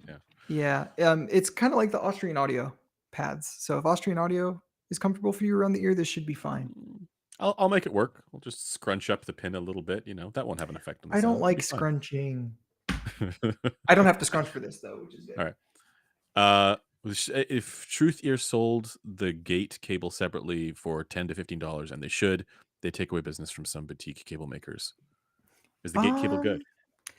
It's It is. yeah. It's To good be enough where it's clear- like when you get the gate for $20, the cable's surprisingly good. And obviously you factor in the sound, the total package value is stellar. And when you get $30 or $40 IMs that have a pretty crappy Yeah, cable, like even the- $80 crappy cables, it just kind of realigns your expectations a bit. But Yes, but Okay. there are also plenty of like $10, $15 cables on AliExpress. Trickle Win. Mhm. The Yeah, Winsol Trickle like Win cables, wonderful cables. I don't cheap. actually think they would gain much from selling that cable individually. What I do think they would benefit from is having better cables in general on their more expensive things. Like the fact that the So- gate cable is nicer than the red cable, the hexa Yeah. cable, and the Nova cable is a problem. So my hot take, I've never purchased a new IEM cable to improve comfort and ergonomics or quality. It's because I want different Just the colors. sound. Oh, No, okay. the colors. Oh, good I take. want purple cable. take. I want a silver cable. And That's- even $15, $20 ones are Can I gonna be sound heard? fine. Yes, you can be Yeah. heard. Yeah. Okay. Did you have something to say? Then, well, just thanks, Intel. Very good i9. Oh, was- Oh, really? Oh, man. Yeah, I we just jinxed it. VSOD'd. Yeah. Oh, man. Sorry to hear that. That's just life. The rage of the month stimulates the brainworms as much as enjoyment. True. Okay. This is a true take. It's an unfortunate take, but Yeah, it's a bad thing. unfortunately, a but it's big not part of the fun wrong. that people have with this hobby is the drama. All right. Yeah. I'm not a fan of Extremely that. negative shout out to r/hobby drama. Fuck you guys. All right. Let's see. FR at the eardrum is everything in quotes. May be practical, but is reductive. Oh, I like this. I like this conversation. Even if it's a smaller effect. Okay, now I don't like it anymore. I don't see where they're going. Should've- Even you if it's a should've smaller stopped there. effect, conductive hearing and inner middle ear variation does genuinely exist. None I of that thought that we matters were, for headphones. yeah, I thought that was. I thought we were talking about the. So like, there's a criticism that I've seen of, we say FR, the eardrum is everything, or like that's the not everything, but it is the biggest factor, by far. That it is reductive to some of the sort of technicalities and the effect that it imparts, or even if they believe that it's true, it robs the hobby of some of the fun and the joy that people get from waxing lyrical about Soundstage and, oh my god, this experience is blah blah blah or whatever, right? My counter to that is no, it doesn't. Nice. Stick. Well said. I Next actually have a take. Counter spicy to that take is good. whenever you guys are done. Sorry, I'm done. That's it. Oh, does anyone else That's want fair to enough. chime in on that, or Please. can I dispense mine? Go ahead. Yeah, I would go ahead. Okay, I got to make sure I get the wording right on this. Just because a reviewer or enthusiast chooses to be precise about the language they use to describe sound with regards to frequency response does not implicitly mean they do not think people cannot be precise ever again. How many double negatives are you going to put in this? Sorry. But it's basically to say when people get butt mad about someone using FR to describe their experience because they're making the mental leap that them doing that means this person describing their experience thinks no one can be imprecise ever again. You're saying that It's a leap. if you have an objective take, it's not an exclusive take, Yes. right? By Like, by So if by no by one yourself can't or be others. imprecise never again, then So yeah, I'm quibbling with the word precise here a little bit, because you can be precise in all the wrong ways. yeah, precision is just consistency. Yeah, but That's the big take. Yeah. but what you're saying here, I think you understand what I mean, though. I understand what you mean. Yes. And people, well, the second part of that I think Somewhat. is the more relevant, because yeah, People oftentimes taking it's that to mean yeah, we think I everyone needs to communicate like this all the like this. time I get what you're saying, and the thing is is, incorrect. you do find corners of the internet who are judging these products Ooh, who do imply this, and will sort of criticize and denigrate those who do use different different approaches, right? And I'll be the first to say, like, I will criticize somebody who is making purchase decisions and not considering the graphs, for example. I think that doesn't make any sense at all, unless they have a chance to Depends. hear it. If they have a chance to hear it, then that's different. But if you're just Yeah. basing your purchase decision off of some random someone's like, oh yeah, this was amazing, you taking their thing at face value, right? It's like that doesn't make any sense.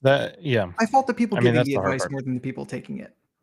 Look Giving at the this advice. graph. Sorry, Joe, you were gonna say Okay. something? I feel like it's you have reviewers that I like and trust that don't do measurements, but the idea is just to Blaine's point, the consistency, whether measurement or not, is the most critical point of reference. And if you're listening to someone who's 100% subjective and uses no measurements, but has a consistent take and states their biases and what they like, you know how that product compares to other ones they've talked about. Yeah. So their takes could Within be the valid. tolerances allowed by HBTF variation. Of course. You always have to throw that asterisk in, right? I think that measurements help with a purchasing decision, and of course are never the exclusive reason to buy or not buy something. It's just like when you shop TVs and you have a 50% window measured brightness. That's an important stat to shop by TVs, but it's 100% not the only thing you should be considering when you buy a TV. I have so there's this related to this.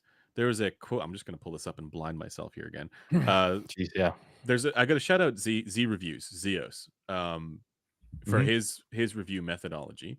And he said something recently on Twitter that I'm going to echo here now, if I can. Just the art thing. No, that I think he's wrong about. That just doesn't make any sense. That's not I don't remember the. the but this quote I think is great. This is from Zeos. People misunderstand my job. Telling people how something sounds is near impossible. I'm here to tell you how something makes me feel. When engaging with my music, my wallet, and my life, explaining this joy or cursing it, that's my job. Fucking based. That Yeah. is like the fact that we do measurements and we focus a lot on measurements does not invalidate anything in that sentence. And I think that's No, not at all. perfectly, Nope. a perfectly fine way to evaluate. Yeah, I don't have a problem with people that are purely subjective if they're being honest and consistent. I Yeah. only have a problem with ones that are subjective that say objective is unusable or has no value to an experience. You can't dismiss something you don't use or provide. It doesn't make either direction the exclusive way to approach these things. That's all. Yep. Yeah, the way it usually goes is people accuse the measurement people of denigrating the experiences Yeah. of the, Of the I guess, and it's not about non-measurement. even necessarily the reviewers in question. It's No, denigrating the it's about experiences. anyone caring Yeah. about measurements and I get using what you're them to bolster their analysis or communication of headphone Yeah. experiences. Yeah. It's just strange to me. I may So- want to skip here a little bit because there's some gaming peppers, and I think it'd be useful to. Oh, Well, cool. Jump at we had a conundrum earlier, and Pibby Boy has clarified Pibby Boy's point. Please. So he says, my point is that you can have an FR that's really bad when compared to preference research, but most people will still enjoy the sound. So you don't really need to focus on FR to have an enjoyable product. This take stinks. Can you say Well, that yeah, again? it I missed the. gets to what I mentioned, which is like preference is something in one condition, but in another condition, it's different. And I would say most people would probably care most to characterize the sort of preference that exists in the Well, I best would just say controlled condition. I don't even know if you need to go that far. How do you know most people will still enjoy the sound? Well, no, you can be pretty confident of that because most people, if they buy something and it's a new headphone and it sounds novel, they will find something to like about it. Like, Oh, you mean because music of their is at buying With almost baseline any enjoyable. purchase. Right. Anytime okay. someone Well, and- spends money on anything, you find ways to justify why you wanted to spend money and why you enjoy it. It's Even the honeymoon Yeah. phase. We I gotta enjoy feed our my music. cat. I'll be right back. Like, making our music enjoyable to us is not even trivial. Like, that is, I've enjoyed my music on the worst speakers, right? Like, the thing isn't, No, will I you know, be but able to enjoy it? this still doesn't address this still isn't connected to the first bit about the preference research being useless, because it's basically no, saying What he's saying is basically he's treating enjoyable as a binary state, which is the same logic like, why the as fuck are we doing any of this if that's true? yeah. Well, I mean, it's literally the this- same logic as any boat is equivalently good Yeah. to a hunk of styrofoam yeah, because yeah, they both yeah. float. Exactly. It's like, oh, or because they both cost money. This doesn't grok to me. Am I using it correctly? Probably No, not. Maybe just Damn it. try a new one. Okay. grok is like an active thing. I can't. I thought it was like grok if something this. like agrees, right? If something makes sense, something. No. To grok is to comprehend roughly. That's the closest cognate. Okay. All right. I mean, it's a neologism from a sci-fi book from like 40 years ago, so it doesn't really matter. But yeah, and it probably is not something that people are using anymore. It was just here, and now it's gone. yeah, and I mean, nobody likes Heinlein anyway. Okay. Gaming audio reviewers have different preferences than audiophiles, and I wanted to get your take on this, Joe. I think that's there's no like clear answer to that. I guess if you're talking about pure sound quality, you have gaming reviewers that are only reviewing gaming products, and a huge majority have a signature sound of huge boosted bass, recessed mids, and some peaky treble. And their comparison is usually from that product to another of a similar sound performance.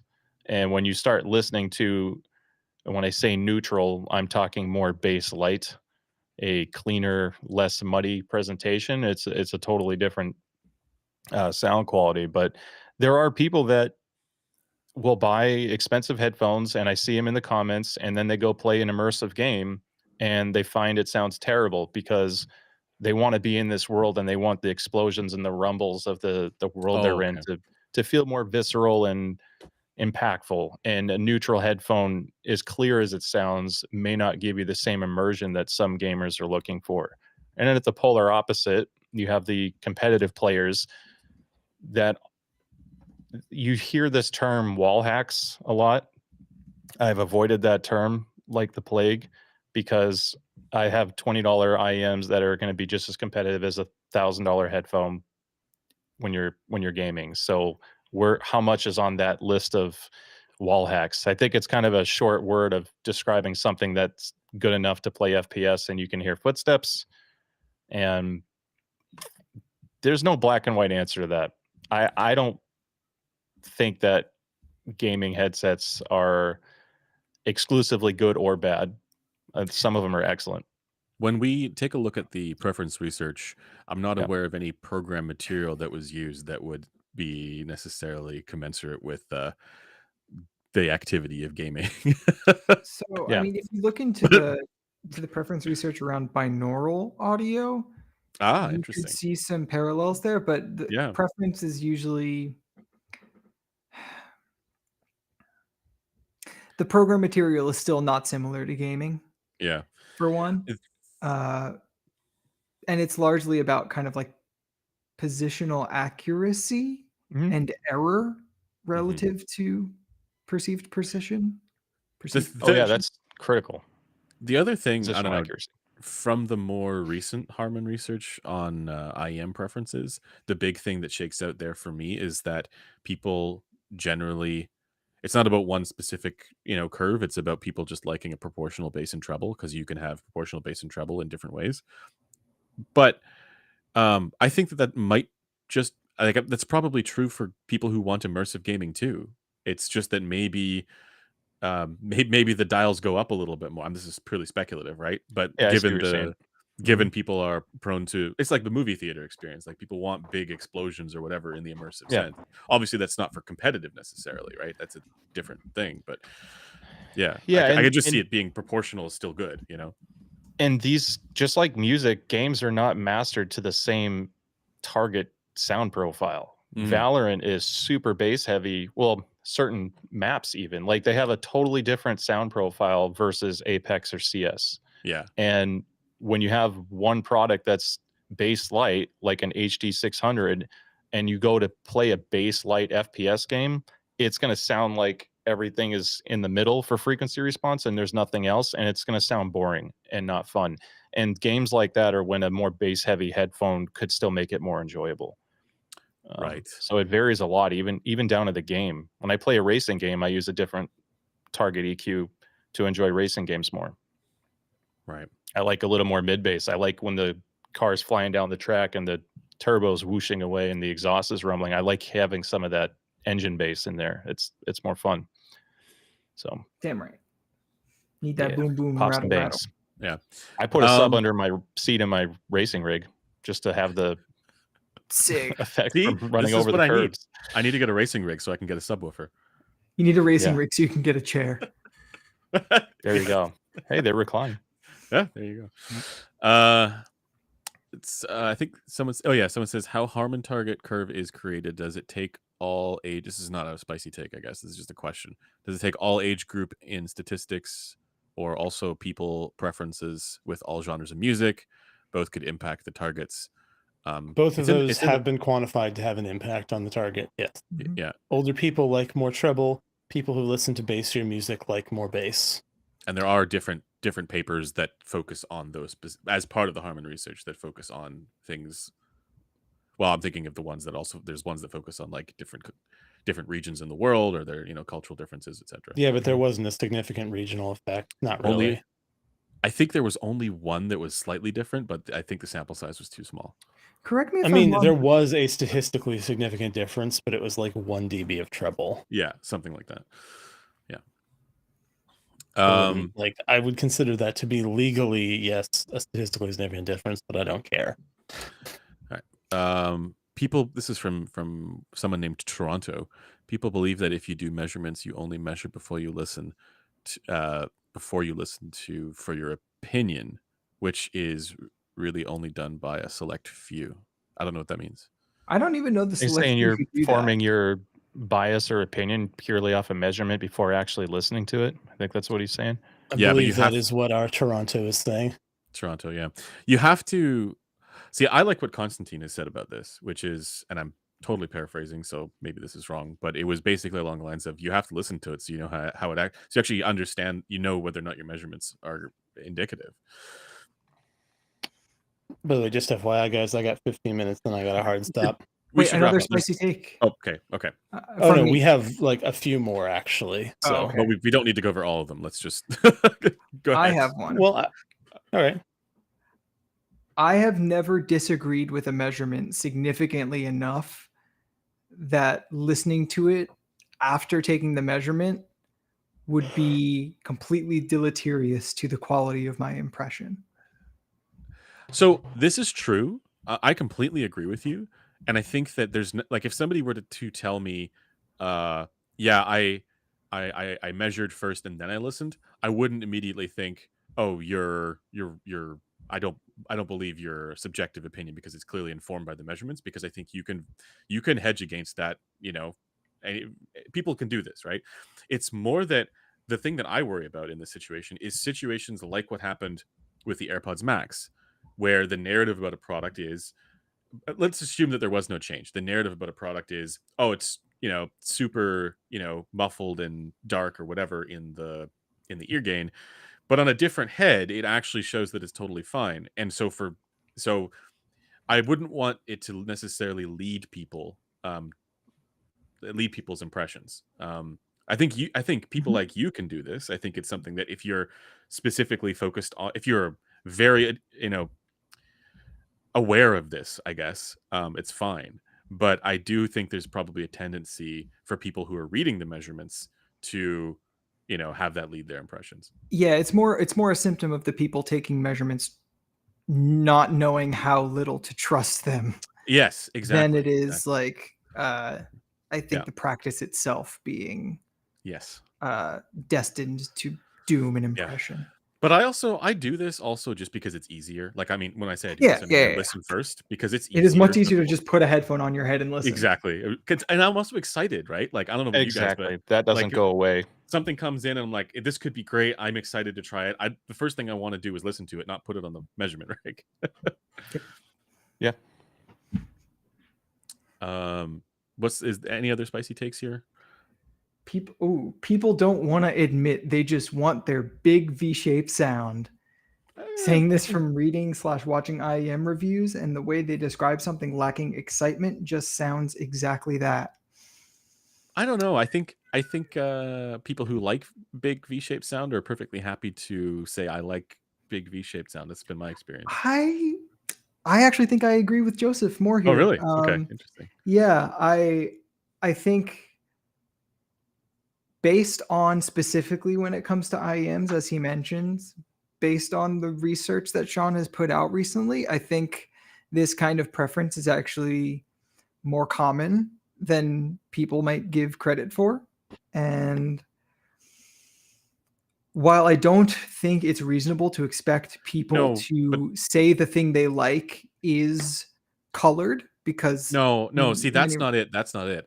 This what is do you like mean? within this is within no, your take here about what Joseph is saying, I think is totally reasonable. I'm saying I think you're wrong about the way that the people outside of like the niche Discord graph sniffer stuff actually approach this stuff. I think people, if you go back far enough to when Kryn was in Kryn's database, he had those little descriptions of like this one's V-shaped, this one's whatever, Yeah, the right? ranking list. The ranking list, right?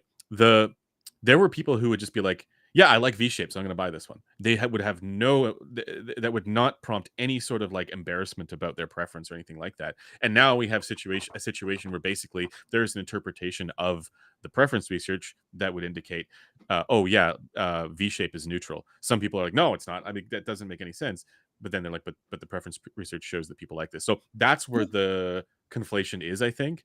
when Okay. you know, obviously we know that the further Yeah, research I shows don't that disagree will with face some that. trouble. Yeah.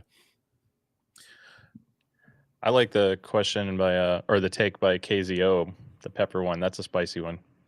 Reviewers are too kind of mid products. Ooh, Have me yes, review yes, things. so Have true. me review things. So my take on this one is bad products should be rightfully called out as bad products. And I think we owe that to our own trustworthiness as a reviewer. You don't want to mislead. The viewers or readers need to be informed properly. And I think it's also good for the brands making it, because at the end of the day, they want to make stuff that makes them money. And if you call out some of the bad stuff, maybe it's criticism that helps them make better things later. And maybe they go out on the right track somewhere else and you call out their flaws. My issue is the delineation of crap versus mid. Mm-hmm. Mid can be still a good product for some. It's how you explain it. Like, you have to say why it's mid or what you don't like about it. That might still be something someone else likes. I could say that this headset's unusable for me because it's super loose on my head. I can't even look down without it falling off my head. Someone with a big old head's going to be like, Yeah. finally a headset for me. And maybe they like everything else I said. So I'll stop there. My See what your my take is. problem with this, Blaine and Griffin, is that this kind of just turns into like you end up becoming a subject sensitive invariantist when it comes to these products, because your scale for what is mid is just like, okay, you know, We agreed everything. we weren't doing the philosophy stream until next week. Stay tuned next stream for philosophy stream. I'm gonna have some spicy takes. By the but way, no, if but anyone, you I understand my tweeted point, this, though. but for the thumbnail, if anyone has a picture of at least 3 of the following, ideally in that sort of Renaissance style: Socrates, Plato, Aristotle, Xenophon, or Diogenes, we can use that for the thumbnail. Yeah, but I'm not going to You're Tag gonna have get to into make yourself, I'm that thumbnail Xenophon. yourself. I'm not touching Yeah. that. I will make that I thumbnail don't think myself. that's any good. No. No, my point is more that, like, basically where your threshold for good is could vary depending on the person and Mhm. the degree to which they're applying scrutiny. And so for some people, like, I actually think that Griffin's when it comes to sound quality, Griffin's threshold for good versus mid is like way more stringent than Blaine's. I think Blaine's is like a lot more like, you know, this is okay, therefore I can like you go through your tiers of like, can I enjoy my music, right? Whereas Griffin's is a lot more like, if there's a thing that bugs him, it to the bin it goes. um and we Yeah, I I call actually out a really lot like more Joel's products. take here. What's that? I really like Joel's take here. Actually, my revised version of this take is that we should give a product a bad review if there is a significantly less expensive product that is better. And you have to, and I agree with this, you have to Yeah. take price into consideration here, because by all accounts the FT1 is mid. It's just very good for the price. Yeah, because I don't know. especially I don't even like it that much, and I would say it's good just because of how many things it absolutely bodies. I mean, in the comparison. Ear gain is bad. 371 was a top rec for so long, The Yeah. what and was? I didn't like it because it wasn't that 371. comfortable for me. And I see the pictures of it falling apart. So Yeah. now, funny enough, with the recent Yeah. manufacturing. So, but if that's addressed purely off of my own enjoyment of the FT1, that's obviously the new top pick now. But when you look at much more expensive closebacks, I would take it and use it over many much more expensive Well, closebacks, like the it, majority. if anything, what it Pretty does much all of them. is it just makes it so that now, because the bar has been set, there's a lot more stuff that is mid or worse or bad, right? Because it's like, now there's a cheaper thing that performs better than your expensive thing, right? Your expensive thing that may have been mid before is now Yeah. bad because it's not, you know, Yeah. proportional to the. Yeah. And that's the hard part. You get a brand that made a good closeback 2-3 years ago, and it always got great recommendations, and now something new comes out. You have to somehow figure out how to address that. With that said, there are many instances where, like, okay, I got to be real, like, this from a sound quality perspective definitely does set the bar at its price point. It's not perfect. Its ear gain is mediocre at best. But it's dark, dude. Come on, it's a dark sounding headphone. In the upper mids? No, like above the ear gain is like punctuated by a Oh, 5 kilohertz peak, but yeah, a little bit, there's a bit of a little darkness there. Anyways, incoherent due to that yeah, in the upper treble. but say nothing about the sound quality, right? The the mechanical design here and the QC and the fact that the cups fall off, like there are issues to Okay, critique here that I doesn't think necessarily apply to products that are going to sound worse. So you think you just have to kind of like say, okay, well, you know, you have to basically recognize that like there might be a bar set at a lower price point than whatever it is you're evaluating, but you can also recognize goodness where goodness applies, I right? You have to just come out here with something. We shouldn't consider the like the yoke thing a QC problem. It's literally not a QC it's a problem. It's design literally problem. it's a Yeah, design I flaw. agree. I agree. And that's kind of what I'm People have saying been though. calling it a QC thing, No, and you're it right. really should be treated separately. I think you're absolutely right. And this is kind of what I mean, where there's like other headphones that they're designed better, even if the sound isn't proportionally better for the extra price you pay compared to this, Although right? the FT1 is now fixed. Yes, presumably. But that still doesn't Like I mean that don't. it and like I will say, like it doesn't feel great in the hand. It feels a bit rickety. When I have it on my head, this, for whatever reason, has a little creaking sound to it. I don't know if you noticed this, It Joe, but that's sticks. yeah, it's kind of annoying. And it's like, My okay, FT1 Pro rattled because the vent for the top of the driver, one of them wasn't clipped in. So if I yeah, do this, you hear like, Yep. yeah. like Yeah. So like there are things to complain about here that a better designed product you wouldn't yeah, have to complain about. And so it's like it might not be that the better designed product is proportionally better in sound quality or forget about even better in sound quality. It could be similar, ideally not worse, right? But if it's similar in sound quality and there are better things about it, then it can justify a higher price tag in my opinion. The problem that I the run issue is into is when what it's worse. people right. Yeah, when it's worse or people have a very different there's like a hard stop on value disparities between two Yeah. products. Like Aoun makes the SR 7000, which is like $600. It's a Yeah, I know. when you compare it to the FD1 Pro, it's not a better value. Yeah. It's more comfortable for me and it's built better. So is that worth 4 times the price to somebody if they It just want doesn't to sound better in my opinion. So I mean when you look at the bass quality too, I yeah. think the FT1 has just incredible bass. So Yeah, I would agree. I do also agree with that take. With that, Joel then went on to say, Susvara is a bad headphone because it's way too expensive, is a review he would make. Based. Also, I'd like to note Sign that take. the chat wants to see Blaine reviews. I want to They see think- Blaine reviews. they think they want to see Blaine reviews. No, Blaine Blaine unveiled. reviews would be a good time. Blaine unveiled. Blaine unveiled. Yeah. All right. And on that terrible on that terrible disappointment, we're now canceled. Let's we should probably end the stream because we're also at the 4-hour mark. Just Yeah. want to say real quick, thanks so much to Joe from GadgetryTech for hanging out with us today. Also known as If Tommy. you guys haven't subscribed already, go ahead and subscribe to his channel. He is, as far as I'm aware, really the only YouTube content creator that perfectly straddles the line between audiophile nerd and gaming nerd and pays equal attention to both. And it's pretty impressive to watch how in depth he goes on a lot of this stuff. And we really appreciate how seriously he takes a lot of the data stuff. So it's shocking from someone who's a gaming centric person. You really are one in a million. Well, that means a lot, guys. Thanks. You guys are. I'm obviously familiar with you, and we've chatted in the past because I respect everything you guys do as well, and for the community. I think at the end of the day, if you're genuinely passionate about this hobby, we're all doing this to help educate consumers and future purchases of a product to the best of our ability to help make sure they're getting the most out of their money and enjoyment. That's genuinely why I do this. So hopefully that for anyone watching the stream, whether you got products of Rex from these guys or myself, that you've been happy with it. That's the goal. So thank you guys for having me. Garlic Whiskey in the chat says something I think we can all co-sign. Joe seems to be a good lady. I recommend checking them out.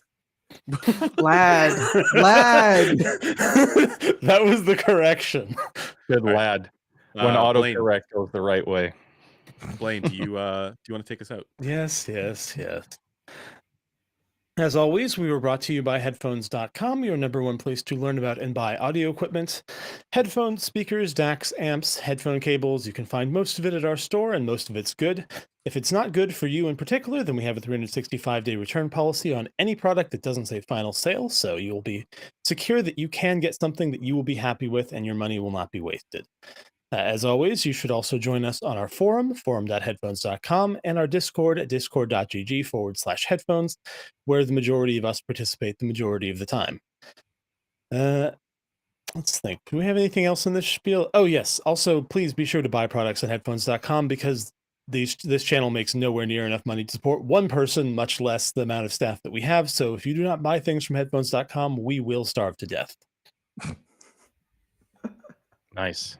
We have to draw straws on who starves to death first, and then the rest of us eat that person. Yep, it's gonna be me because I got the most meat. Yeah, I got a fair bit. I got more meat than you. All right. On that bombshell. it's time to end. All right. Thanks Thank you everybody guys for again.